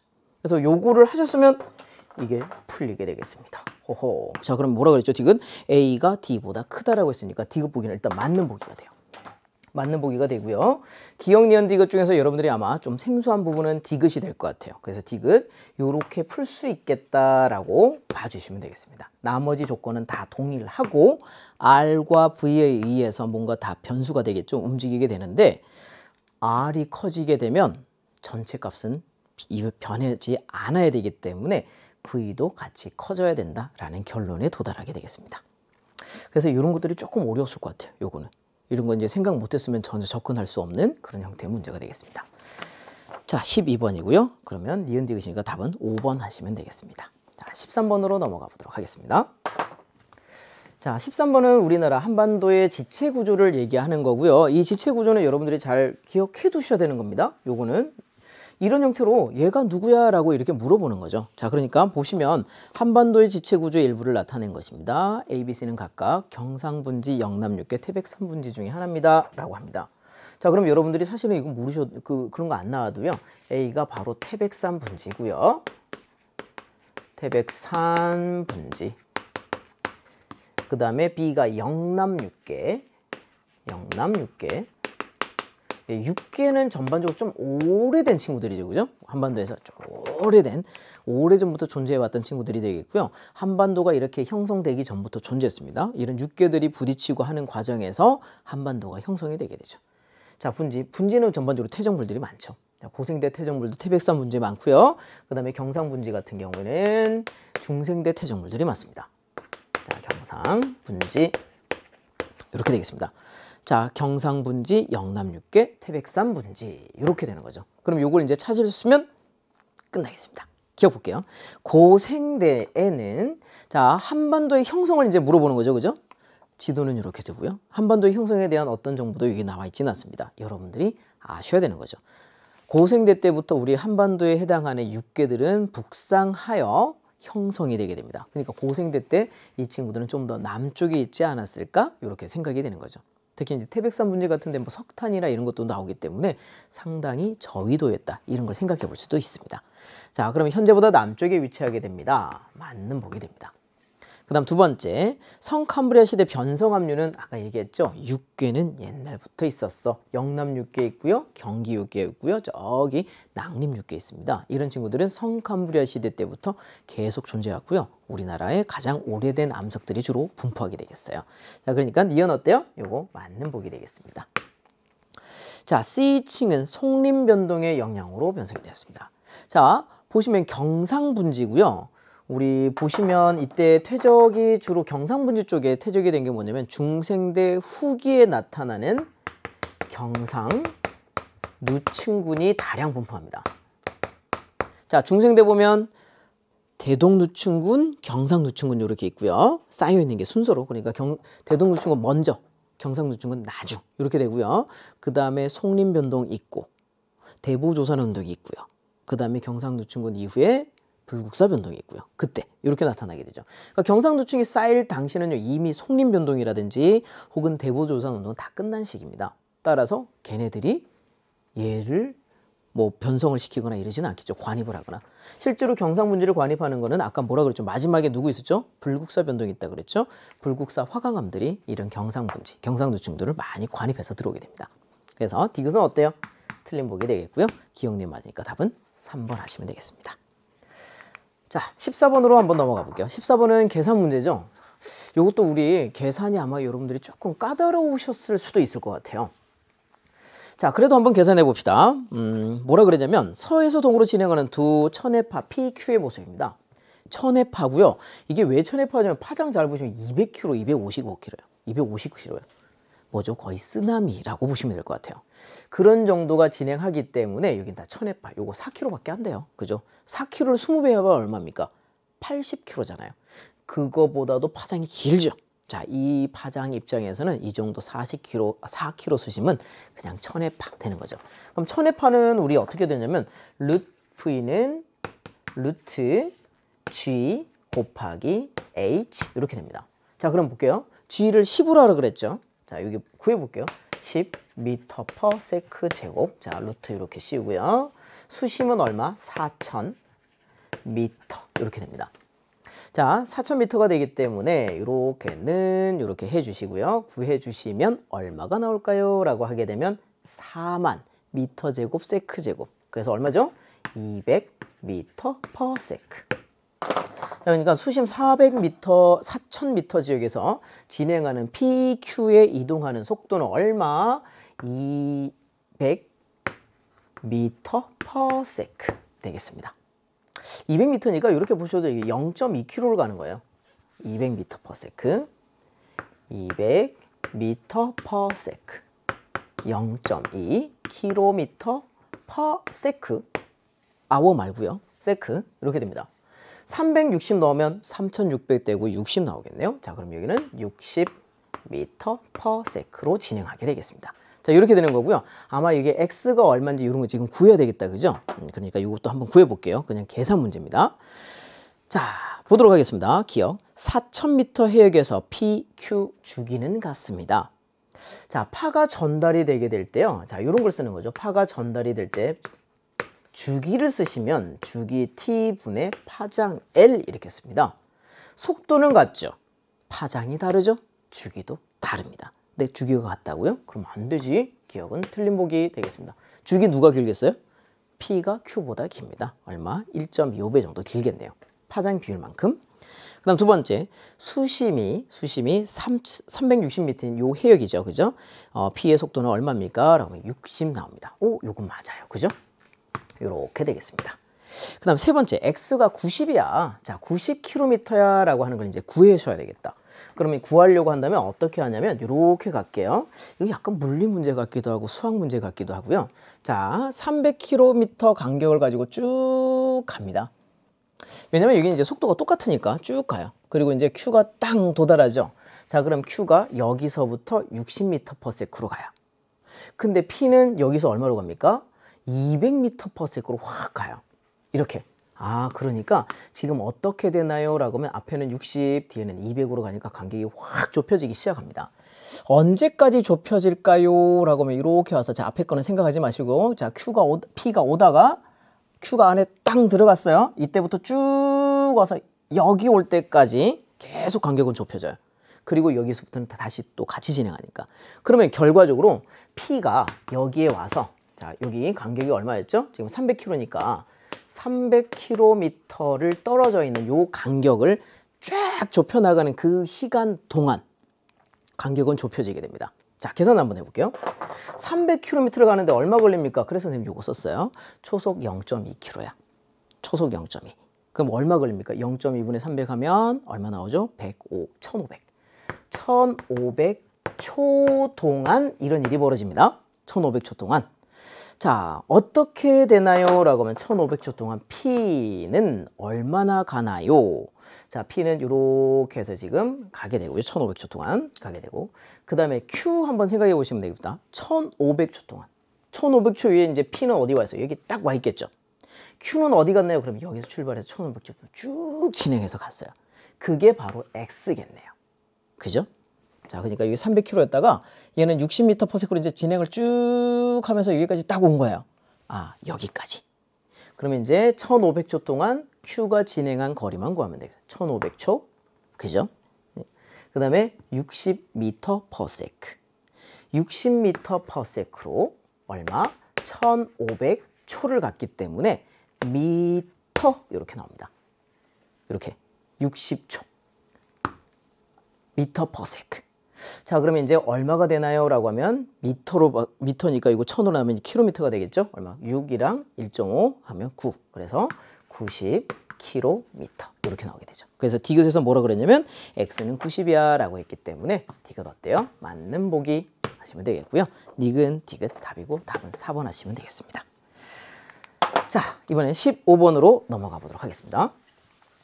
자, 15번 문제는 어떤 거냐라고 하게 되면 이렇게 이제 적어요. 어느 날 북위 35도 지역에서 올려다본 거예요.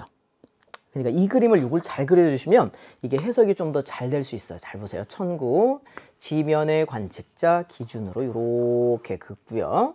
자, 선을 이렇게 그어줄게요. 자, 이쪽이 N 0도에 해당하는 북점이 됩니다. 북점. 관측자 이렇게 서 있고요. 저기 안쪽은 동점이에요. 방위각 90, 여기는 남점이에요. 180도, 여기는 서점이에요. 270도, 이렇게 되는 거죠. 자, 여기가 천정이 되겠습니다. 자, 그러면 보세요. 이게 어떤 상황이냐면 올려다본 그림이거든요. 자, 그러면 여러분들 손바닥을 딱 써서 손바닥을 이렇게 천구를 딱 잡으세요. 손바닥으로.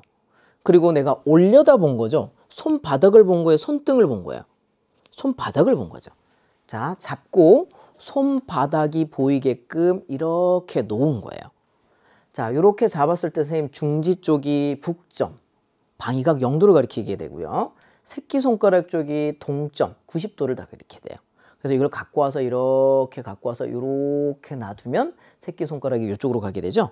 동점, 남점, 태양은 서점. 아, 그러니까 이 그림상에서 지금 어떤 상황이 되나라고 하면 태양이 정서점에 있습니다. 정서점에 있고요. 북위 35도라 그랬죠? 자, 북위 35도면 여기에 청구의 북극이 있어야 돼요. 청구의 북극. 요거의 수직으로 청구의 적도가 이렇게 55도 가량 올라가야 됩니다. 자, 무슨 얘기인 거 하니? 청구의 북극이 어디입니까? 자, 10도, 이 고도예요. 30도, 40, 50, 60, 70, 80, 90. 자, 그럼 35니까 여기가 청구의 북극 있는 쪽이에요. 청구의 북극. 청구의 적도는 어디 있습니까? 라고 하면 이게 35니까 남점에서 55도죠. 자, 30, 40, 50, 60, 55도 여기. 자, 그러면 요렇게 아마 청구의 적도가 지나는 그림이 그려지게 돼요. 자, 그럼 이 그림으로 바꿔주자면 태양은 지금 어디 있다고요? 태양은 여기 있고요. A라는 별은 고도가 10도로서 어느 쪽에 있나요? 지금 북서쪽에 위치하고 있어요. 자, 그러니까 아마 A라고 하는 별은 일주권이 이렇게 될 것 같은데 여기 정도쯤에 A라는 별이 있네요. 자, 이렇게 이제 해석이 되는 거죠. 자, 그러면서 한번 보도록 하겠습니다. A의 고도는 현재 낮아지고 있습니다. 라고 합니다. 북쪽 하늘을 보면 반시계 방향을 일주운동하게 되고요. 이렇게 내려와서 이쪽 낮아지고 있습니다. 그러니까 아마 이쪽으로 쭉 넘어가는 상황이라고 보시면 될 것 같아요. 자, 그러니까 기억 어때요? 맞는 보기 되겠습니다. 그 다음 두 번째, 태양이 지나는 시간권과 좌우선이 이동한 90도보다 작다라고 합니다. 자, 보세요. 태양이 지나는 시간권. 청구의 북극과 태양을 지나는 요 선, 대본을 하나 이렇게 그려요. 이렇게 되는 선과 그 다음에 좌우선, 이렇게 그릴게요. 이게 좌우선이죠? 이렇게 좌우선이 그려지게 돼요. 자, 그러면 이 좌우선과 그 다음에 태양을 지나는 시간권은 얼마나 각도가 차이 나나요? 자, 좌우선끼리 각도니까 우리 청구의 적도를 따라서 각을 재시면 돼요. 어떻게 되겠어요? 자, 이렇게 되는 거니까 어때요? 이렇게 90도 딱 차이 나게 돼요. 90도보다 작다가 아니라 90도예요 라고 하셔야 되겠습니다. 그래서 니은 어때요? 틀린 보기 가시면 되겠습니다. 그 다음에 디귿 한번 볼게요. 30일 후 22시에 B를 관측할 수 있습니다 라고 얘기합니다. 자, 이날이 지금 우리가 어떻게 되니 라고 하게 되면 지금 B라고 하는 별은 어디냐면 정남쪽에 지금 여기 위치하고 있어요. 30도 고도에 B가 위치합니다. 여기 B가 이렇게 위치하고 있어요. 자, 이날은 지금 태양이 천구의 적도상에 있습니다. 뭐 춘분날이나 혹은 추분날 정도 되기 때문에 딱 정확하게 태양이 위에 있고요. 18시라고 보시면 돼요. 자, 18시. 자, 18시인데 30일 후라고 했죠. 자, 그러면 어느 날 딱 생겼고요. 그 다음에 두 번째 상황 30일 후 18시가 되면 태양을 제외한 모든 천체들은 일주운동 방향으로 1도 정도씩 움직여서 30도가량을 움직인 상태가 됩니다. 자, 그럼 B는 여기서 한 30도 정도 움직여서 여기 위치에 와 있게 돼요. 서쪽으로 조금 내려가 있는 상황입니다. 30일 후 18시. 한 얼마나 가 있다고요? 30도가량 정도 이렇게 움직여가 있는 거예요. 천구 전체가. 이게 이제 별의 연전동이죠. 매일 같은 시각에 보면 천구, 별들이 일주운동 방향대로 동해에서 서로 움직여가 있습니다. 지금 서쪽으로 넘어가 있습니다. 게다가 이렇게 하고 얼마? 22. 자, 32일 후가요. 이제 22시. 즉 얼마죠? 이렇게 하면 4시간 후죠. 이 상황에서 4시간 뒤가 되면 결과적으로 이때에 비해서 90도가량을 내려가게 됩니다. 즉 B는 어디 와 있어야 되냐면 선을 쭉 그었을 때 B의 위치는 여기까지 내려와 있게 됩니다. 지평선 아래로 쑥 내려와 있기 때문에 관찰할 수 없다가 정답이 되겠습니다. 그래서 디귿 보시면 30일 후 22시에 B를 관측할 수 있다라고 했고요. 디귿은 틀린 보기 되겠습니다. 기억 하나 정답. 답은 1번이 되겠습니다. 자, 이제 16번으로 넘어왔습니다. 16번 문제가 되겠고요. 여기는 자, 밀도라고 하는 게 등장하고 있어요. 밀도. 그러니까 이게 압력이 아니에요. 문제 잘 보시면 이제 밀도가 되겠고 이걸 압력으로 푸셨으면 여러분들은 또 반대로 푸셨을 것 같습니다. 밀도예요. 자, 볼게요. 어느 해역의 해수의 밀도 분포를 나타냈습니다. 해수면을 표시하지 않았어요. 자, 수평은 아니라는 겁니다. 그러니까 여기 지역류 흐를 거예요. 정력학 표현과 지역류 표현을 이루고 있고요. 자, 여기 안에서 그러니까 지역류가 흐른다는 얘기고요. 그 다음에 해저면의 수압은 일정합니다. 옳은 것을 골라주세요 라고 했습니다. 일단 요거 봅시다. 좌우 서쪽에 있는 바다 연직 그리고 동쪽에 있는 바다 연직을 보면 평균적인 밀도는 누가 클 것인가 라고 하는 걸 생각해 봅시다. 자, 밀도는 일단 아래로 들어갈수록 밀도는 큽니다. 그럼 여기 밀도 큰 거죠. 위로 갈수록 밀도 작은 거예요. 자, 그러면 여기 밀도가 큰데 요 밀도가 여기쯤에 위치하고 있어요. 여기 밀도 큰데 요 밀도 요 정도 위치하고 있습니다. 여기 밀도 작은데 요 밀도 요만큼 되고 있어요. 그러니까 해수면은 아무래도 어떤 형태가 되냐면 밀도가 작잖아요. 근데 해저면을 가게 되면 수압차가 안 생긴다 그랬거든요. 수압이 0이다 이렇게 되거든요. 그럼 해수면은 어떻게 되어 있나요? 라고 하게 되면 해수면은 이렇게 되어 있다라고 보는 거죠. 밀도가 작아요. 오른쪽이, 동쪽이. 그러니까 밀도가 작으니까 많아야 동일한 압력이 생기겠죠. 그래서 이쪽이 해수면이 높아요. 그러면 해수면에서는 수압 자체가 0. 대기압으로 인해서 대기압 제외하고요. 수압만 생각했을 때 0 나오니까 해수면 기준으로 수압이 이렇게 되고요. 아마 이 기울기는 점점 줄어들다가 여기서 이런 형태로 싹 바뀌게 되는 모습으로 아마 가게 될 것 같습니다. 성격적으로. 자, 그러면 이렇게 해수면 나옵니다. 그럼 수압이죠. 수압 경도력은 서쪽으로, 전향력은 동쪽으로 작용하게 되겠고요. 여기서 만약에 북반구라고 한다면 들어가는 방향으로, 남반구라고 한다면 나오는 방향으로 이렇게 되겠습니다. 자, 보겠습니다. 첫 번째 기억. 해수면의 높이는 서쪽이 동쪽보다 높다. 동쪽이 높죠. 기억 어때요? 틀린 보기 되겠습니다. 두 번째. 수심이 깊을수록 수평 수압 경도력의 크기는 작아진다. 자, 요거는 지금 밀도라 그랬죠. 그죠? 수압 경도력은 여기서 이렇게 생겼다가 그 다음에 아마 이 밀도들에 의해서 쭉 줄어들다가 여기서 0이 되게 돼요. 그러니까 수심이 깊어지게 되면서 어찌 보면 수평의 수압 경도력은 점점점 줄어드는 형태로 가고 있겠죠. 자, 그래서 크기는 작아진다라고 했기 때문에 맞는 보기. 그 다음 세 번째, 표층과 반대 방향의 지역류가 나타나는 수심이 있다. 자, 여기서 수압 경도력 서쪽으로 작용하게 되고요. 점점 줄어들다가 여기서 0이 되는 거예요. 그러니까 만약에 그렇게 되려면 또 밀도가 또 약간 기울기가 또 바뀌어야 돼요. 그렇진 않잖아요. 그죠? 그렇기 때문에 계속 같은 방향의 수압 경도력이 있고요. 그렇기 때문에 지역류의 어떤 그 방향이 바뀌는 부분은 없습니다. 그냥 줄어들다가 밑에서 0 이렇게 되는 거죠. 그래서 디귿 어때요? 바뀌는 부분이 있다라고 했기 때문에 틀린 보기라고 하시면 되겠습니다. 이건 하나 정답이 되겠고요. 답은 2번 하시면 되겠습니다. 자, 이번에 17번 가보도록 할게요. 자, 17번 가시면서 우리 은하의 회전 속도 곡선이 나옵니다. 우리 은하 아니구나. 가상이에요. 가상의 나선 은하의 은하 중심에 대한 별 P와 중성 수소 그룹 A, B, C가 등장하고 있습니다. 자, A, B, C 한번 표시해 볼게요. A 어디 있나요? 라고 하면 A는 여기에요. A. P랑 B는 1kPa. 그러니까 1kPa에 여기에 누가 있어요? P도 있고 B도 있어요. C는 2kPa 거리에 있대요. 2kPa. 여기 C. 이런 거 조금 헷갈릴 수 있겠다. 선생님도 처음 보고 잘못해가지고요. 처음 풀 때 여기 2kPa 적어놔가지고 나 이거 2kPa이구나 해서 B를 여기다 적어놨어요. 자세히 보니까 그게 아니더라고요. 여러분들 그런 실수 안 했을 수도 있지만요. 자, 여기가 2kPa이에요. 여기 그럼 A는 얼마인가요? 라고 하면 0과 1 사이인데 각도를 줘놨어요. 1kPa 30도 여기에 수직. 접선이니까 수직이죠. 이렇게 직각삼각형 나오게 되죠. 그럼 얼마예요? 0.5예요. 그러니까 A는 딱 0.5가 되는 요 위치 이렇게 되겠습니다. 자, 이렇게 이제 주고 가는 거죠. A에서 파장이 21cm인 수소선이 방출이 됩니다. 자, A에서 중성 수소가 있기 때문에 21cm 수소선을 방출한다라는 거죠. 자, 보도록 하겠습니다. P에서 관측한 A의 수소선의 파장은 자, P가 있고 A가 있는데 P와 A는 지금 회전 속도가 다른데요. 잘 보시면요. 거리가 2배가 될 때 회전 속도가 2배가 됩니다. 자, 이런 회전을 우리가 뭐라고 하냐면 강체 회전이라고 이야기하게 돼요. 강체 회전. 다 같이 도는 거예요. 그래서 결과적으로 보시면요. 시선 방향의 속도는 0 나옵니다.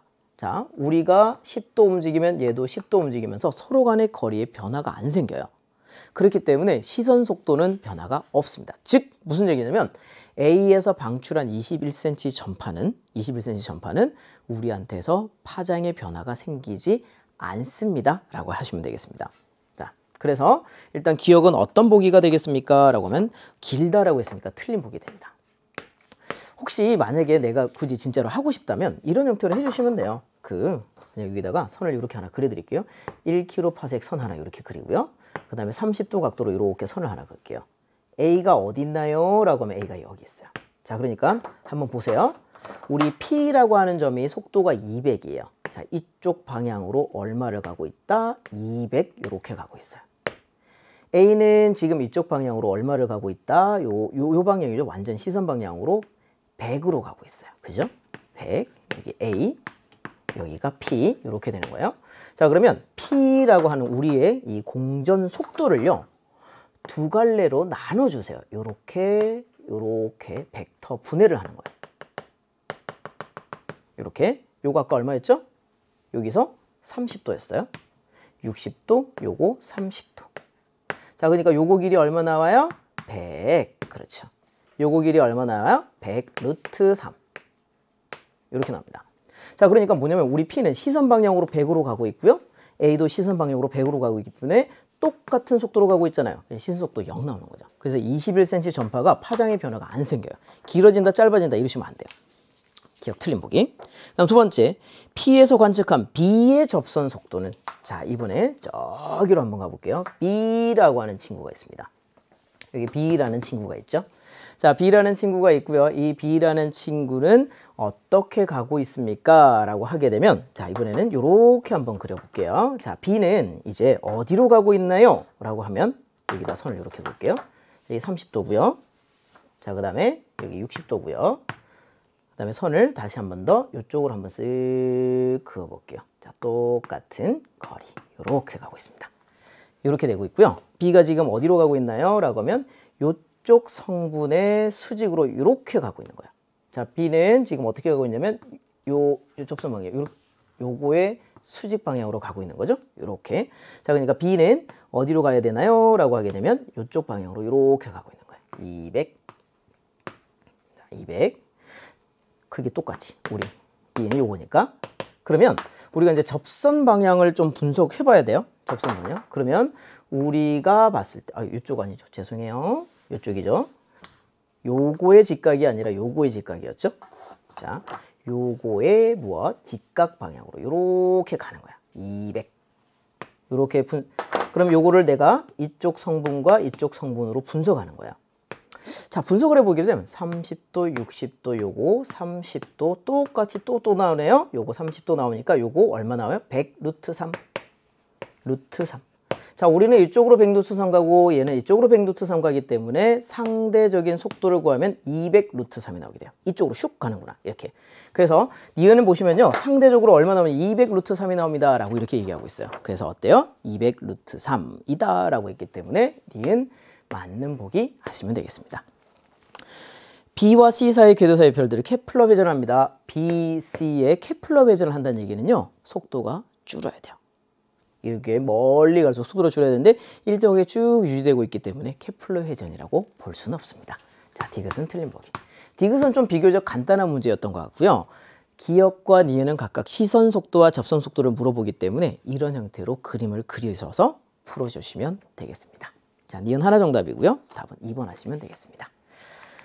계속해서 18번 문제를 보도록 하겠습니다. 자, 18번 문제는 뭐냐면 지균풍, 대기예요. 자, 지균풍이 불고 있습니다. 간격 똑같고요. 델타 H 등장하고 있습니다. 압력 차이인 거죠. 위치하고 있고 A는 화살표는 지균풍의 방향을 의미하고 있고요. 델타 H와 델타 L은 0보다 크다. 자, 여기는 기압이 높은 쪽이고요. 여기는 기압이 낮은 쪽이다. 라고 이렇게 보시면 되겠습니다. 자, 그래서 보시면은요, H라고 하는 게 이제 뭐냐면요, 그런 거잖아요. 등압면의 고도 분포가 되기 때문에 이쪽이 등압면의 고도가 높다는 얘기는 기압이 높다는 얘기고 기압이 낮다라는 거니까 A 입장에서 보시면 이쪽으로 뭐가 작용하고 있죠? 기압 경도력이 작용하는 거고요. 지균풍이 불고 있으니까 이쪽으로 전향력이 작용하고 있는 거고요. 그 크기는 동일하고요. 지균풍이 부는 것에 왼쪽으로 전향력이 작용하고 있기 때문에 여기는 남반구라고 하시면 되겠습니다. 자, 그래서 저기 기억 한번 보도록 하겠습니다. A는 남반구에 위치합니다. 그렇죠. 남반구예요. 지균풍 방향이 왼쪽으로 전향력이 작용하기 때문에 남반구 이렇게 되겠습니다. 두 번째, A에서 저기 풍속은 고위도에서가 저위도에서보다 크다. 자, 풍속이니까 기압 경도력 쓸게요. 이렇게 써주시고요. 델타 L 분의 델타 P라고 써주시고요. 2 곱하기 V 곱하기 오메가 사인 위도 되겠습니다. 자, 보통 이제 이런 문제를 할 때 다른 조건은 동일하다라는 형태가 될 것 같아요. 그죠? 위도를 다르게 합니다. 고위도로 가면 사인 전체 값이 커지게 되고요. 따라서 풍속은 줄어야 돼요. 즉, 저위도가 빠르고요. 고위도가 느려야 돼요. 자, 고위도에서가 빠르다라고 했기 때문에 이유는 틀린 보기로 하시면 되겠습니다. 자, 대륙권에서 P가 감소하게 되면 A의 풍속은 증가한다 라고 이렇게 얘기합니다. 자, 요 문제가 여러분들이 조금 해석에 따라서 약간 달라질 수 있을 것 같아요. 자, 그런데 자, 여기는 출제 의도에 따라서 문제를 이렇게 이제 한번 풀어볼게요. 자, 어떤 거냐면 이런 거라고 보시면 될 것 같아요. 자, 여기 지면이 있고요. 자, 고도 H까지 올라가게 되면 압력이 P가 됩니다. 자, 이렇게 올라갈게요. 고도 H까지 올라가고요. 압력이 P로 되겠죠. 그러니까 500 헥토파스칼 이렇게 이제 생각합시다. 자, 근데 여기에서 P가 감소하게 되면은 이라는 의미에서 이렇게 해석하실 수도 있어요. 자, P가 여기가 압력이니까 500 헥토파스칼 감소하면 400 헥토파스칼 감소하면 300 헥토파스칼 이렇게 생각하실 수도 있는데요. 자, 여기에서는 어떻게 해석하시는 거냐면 요 지역은 가만히 두시고요. 그냥 압력을 살짝 줄여 두시는 거예요. 그러니까 500 헥토파스칼이었는데 이게 500이 아니라 490 헥토파스칼 이렇게. 자, 그러니까 여기서 델타 H와 델타 L 값은 변화 없다라고 얘기했기 때문에 요 기울기 값은 변화 없다고 보시면 되겠습니다. 자, 그러면 여기서 이제 몇 헥토파스칼, 예를 들어서 P 헥토파스칼 이렇게 되어 있는 거고요. 이 기울기는 변화 없는 거예요. 자, 여기서부터 여기까지 델타 L. 자, 그 다음에 여기서부터 여기까지 요거 델타 H. 자, 요 기울기는 변화 없습니다. 자, 그러면 여기서 이제 압력 자체가 여기서 살짝 떨어지게 되면 그 다음에 어떤 일이 벌어질 수 있나요? 라고 얘기한다면 우리가 등압선의 간격을 연직으로 보시면은 1000헥토파스칼, 900, 800, 700 가게 되면서 간격은 점점 넓어지게 돼요. 자, 그러니까 어떤 형태로 되는 거냐면 압력이 예를 들어서 여기서 1000헥토파스칼이 있으면 자, 그 다음에 여기에 900 들어가게 되고요.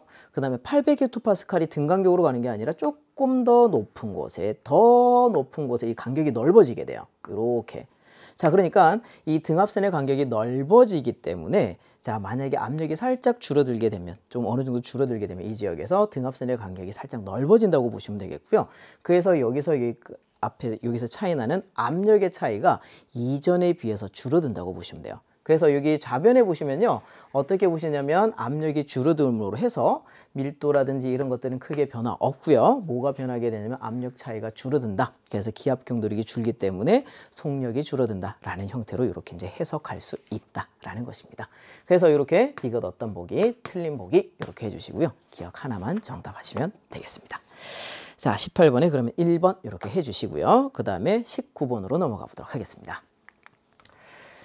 자, 이번에는 19번이고요. 자, 19번은 성간물질에 의한 그 소강 현상을 물어보는 거예요. 소강을 물어보는 거고요. 한번 이야기를 또 자세하게 읽어보도록 하겠습니다. 문제 잘 읽으셔야 돼요. 자, 그림과는 시지름이 알려진 성단 AB에 대하여 각 성단의 거리와 지름을 추정해서 나타낸 것이다. 자, 추정한 거리, 추정한 지름. 이렇게 됩니다.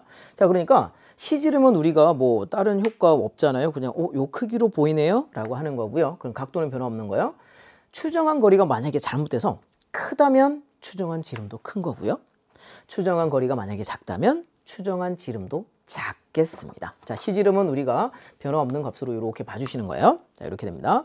나는 시지름과 추정한 거리부터 성단의 지름을 추정하는 원리를 일단 나타내고 있고요. 자, 그 다음에 자, 성단의 거리는 자, 여기 이제 중요한 거죠. 성간 소광을 보정하지 않은 밝기로 라고 했습니다. 자, 보정하지 않은 밝기예요. 자, 그러니까 이거는 우리가 어떻게 한 거냐면 겉보기 등급에서 절대 등급을 이렇게 빼줍니다. 마이너스 5 플러스 5 로그 R 이렇게 되게 되는데요. 자, 우리가 이제 추정하게 될 때는 뭐 맥동변광성이라든지 주기 광도 관계 이런 걸 통해서 이제 거리를 절대 등급을 구하기 때문에 절대 등급의 숫자는 크게 변화 없어요. 대신에 성간 소광이 나타나게 되면 겉보기 등급이 어떻게 되죠? 이렇게 커져 버리게 되죠. 이렇게 겉보기 등급이 커지죠. 그래서 거리가 원래보다 멀게 이렇게 측정이 되게 되는 겁니다. 그러니까 이게 뭐냐면 실제로 이 성단이라고 하는 것에 그 추정한 지름 자체가 아마 크게, 추정한 거리 자체가 크게 측정이 되는 거죠. 성간 소광을 보정하지 않은 거예요. 이렇게. 자, A와 B 실제 지름은 같고요. 실제 지름은 똑같대요. 실제 지름은. 그러니까 이게 실제 지름은 동일하고요. 성간 소광에 의한 A의 밝기 변화량은 5등급이다. 자, A는요 5등급이 소광 보정을 해줘야 돼요. 그러니까 이게 겉보기 등급이 생각보다 5등급 크다 이렇게 돼버린 거죠. 그럼 사실은 뭐냐면 추정광 거리가 10kpasec 거리가 나는데 이거 되게 멀게 나온 거예요. 자, 근데 겉보기 등급이 이게 사실은 5등급이 커진 상황이죠. 100배나 어둡게 보여서 10kpasec으로 보여 이렇게 얘기해요. 100배나 어두워진 거죠. A는 지금 어떻게 되냐면 100배 밝기가 더 어두워지게 된 거죠. 원래보다 거리가 10배 멀게 이렇게 생각이 된 거죠. 그러니까 사실은 10kpasec이 아니라 1kpasec이에요. 이런 의미로 생각해 주시면 되겠습니다. 자, 그리고 이에 대한 설명 옳은 거 골라주시고요. 성간티끌의 분포는 균일하다라고 이야기했습니다. 자, 그래서 여기 이제 잘 보고 이제 대답 한번 해볼게요. 기억. 성간 소광을 보정하지 않고 구상 성단까지 거리를 구합니다. 실제 거리보다 어떻다? 겉보기 등급이 커지게 되죠. 어둡게 보이게 되죠. 커지게 됩니다. 따라서 기억은 어때요? 맞는 보기 이렇게 커집니다. 라고 했으니까. A의 실제 지름은 아까 얘기했습니다. 자, 100배 어둡게 관측이 된 거고요. 거리를 10배 멀게 본 거예요. 사실은 거리가 10배 가까워야 돼요. 10배 가까워야 돼요.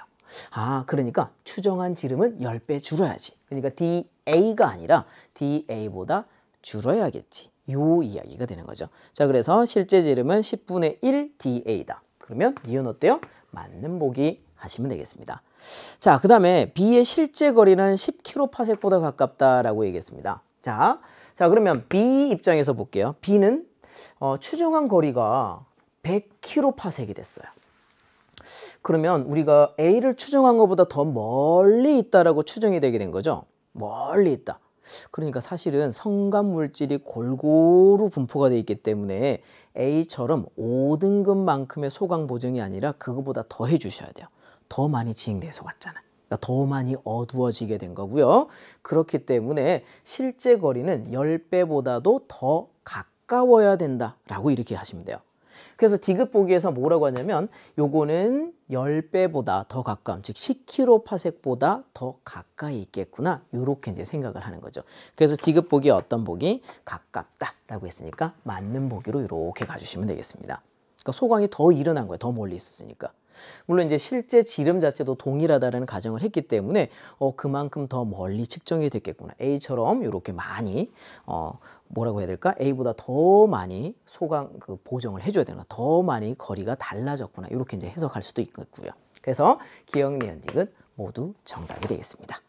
자, 그러면 기억, 니은, 디귿 정답이니까 5번 하시면 되겠고요. 마지막 문제 20번 보도록 하겠습니다.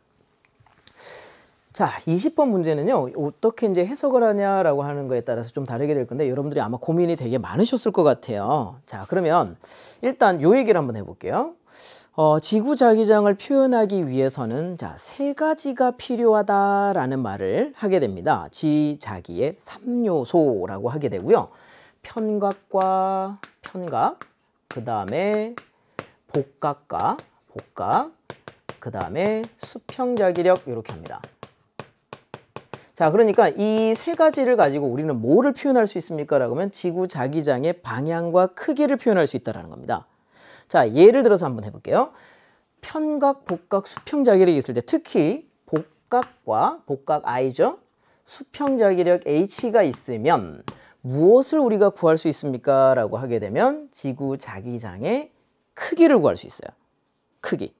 그리고 연직으로 얼마나 이렇게 들어갈 수 있습니까? 라는 거죠. 예를 들어서 30도 각도로 들어가고 있고요. 크기가 이만큼이에요. 라고 하면, 자, 여러분들, 선생님 여기 칠판적으로 북쪽이라고 하고 여러분들 남쪽, 여기 동쪽, 서쪽이라고 한다면 여러 가지가 나올 수 있어요. 이 두 가지만 가지고 북쪽 아래로 30도, 동쪽 아래로 30도, 남쪽 아래로 30도, 서쪽 아래로 30도. 이렇게 이제 나오는 거잖아요. 그죠?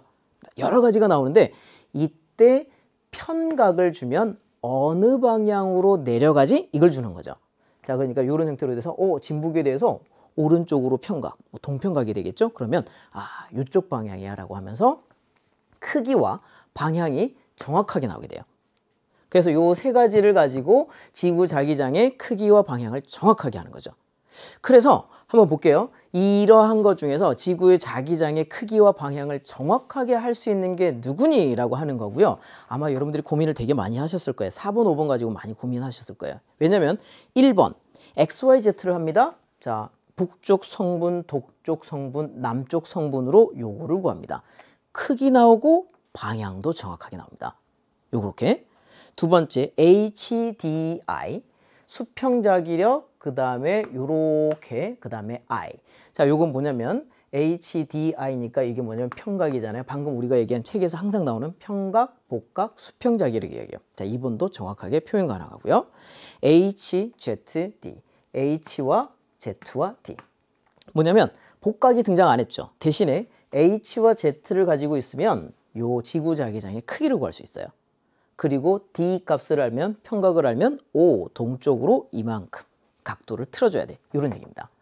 자, 그러면 4번과 5번 한번 잘 보세요. 자, 4번하고 5번 가지고 고민이 많으셨는데 H하고요, I가 지금 공통으로 표시되어 있어요. 자, H하고 I가 공통으로 들어가 있으니까 뭐예요? 이걸로써 우리는 크기를 딱 구합니다. 크기를 구해요. 크기를 구하는데 하나는 X, 하나는 Y를 이렇게 줍니다. 자, 그러면 X, Y도 여기다 같이 한번 적어 놓아 볼게요. 자, X, Y. 그리고 문제를 잘 읽어보시면 뭐가 있냐면 이런 말이 있어요. 조건을 잘 보셔야 되는데 북반구 중위도예요. 중위도. 자, 그러면 북반구 중위도가 우리나라를 포함해서 어떤 특징을 가지고 있냐면요. 자북이라고 하는 것이 전반적으로 북쪽 방향을 다 향하고 있습니다. 중위도. 상당히 고위도를 가게 되면요. 뭐 저기 편각이나 이런 것들이 막 90도, 100도 막 이렇게 이제 넘어가는데 전체적으로 우리가 생각하는 저 D 편각이라고 하는 값이요. 진북에 대해서 크게 변하진 않아요. 그냥 어느 정도 값을 가지고 있다고 보시면 될 것 같아요. 자, 그러면 이렇게 해놓고 가는 거예요. 자, x, y. 자, 이때 만약에 x 값을 만약에 안다라고 할게요. 자, 여기서 여러분들이 뭐 x하고 y하고 z하고 이게 방향이 있고 뭐 크기만 가지고 있으니까 스칼라 값이라고 할 수 있는데 그게 스칼라가 아니라 이게 오른쪽을 동쪽을 플러스로 줬기 때문에 서쪽은 마이너스가 되는 거예요. 그러면 이건 어찌 보면 동쪽 서쪽에 하나의 단위 벡터 값을 준 거예요. 어떤 그 방향을. 그러니까 이거 벡터 값이에요. 자, 그러면 x를 줬다라고 할게요. 그러면 위쪽으로 이렇게 이 성분이 있어. 플러스 얼마가 나왔어 라고 하게 되면요. 사실은 될 수 있는 게 두 개가 나와요. 동쪽으로 아래로 들어가는 게 하나 나오고요. 서쪽으로 아래, 북서쪽이죠. 아래로 들어가는 게 이렇게 딱 나오게 돼요. 두 개가 나와요. 대신에 y값을 주면요. y값을 주면 어쨌든 우리 지구자기는 북쪽으로 지금 향하고 있거든요. 북반구 중위도이기 때문에 북반구 중위도에서 이게 남쪽으로 고위도로 올라간 거 아니니까 북쪽을 향하고 있다라는 사실에다가 플러스 자 플러스 y값이 나오면 동쪽으로 마이너스 y값이 나오면 서쪽으로 이렇게 되는 거야. 그러니까 여기 x는 이걸 쓰게 되면요. 플러스 x 값이 나왔을 때 될 수 있는 지구 전체 자기장 값이 두 개가 나와요. 북동쪽 하나, 북서쪽 하나. 근데 y값을 주게 되면 y값 플러스 x를 주게 되면 북동쪽 하나. 만약에 마이너스 y값이 나왔다 이렇게 되면 북서쪽 하나 이렇게 나오게 돼요. 그래서 x를 쓰게 되면 두 개 값이 나오기 때문에 나머지 1, 2, 3, 4, 1, 2, 3, 5에 비해서 이제 두 개가 되니까 안 된다 이렇게 하시면 되겠습니다. 그래서 답은 몇 번으로 하시면은 HIX로 되어 있는 4번이 이걸 정확하게 표현할 수 없다 이렇게 이제 보시면 될 것 같습니다.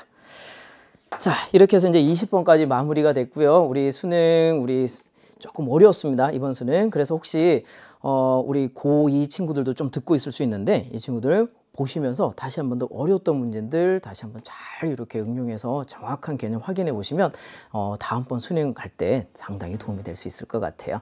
자, 그럼 여기까지 수고 많으셨고요. 수능 앞으로 다른 시험에서도 좋은 결과 있길 바라겠습니다. 자, 여기까지 수고하셨습니다.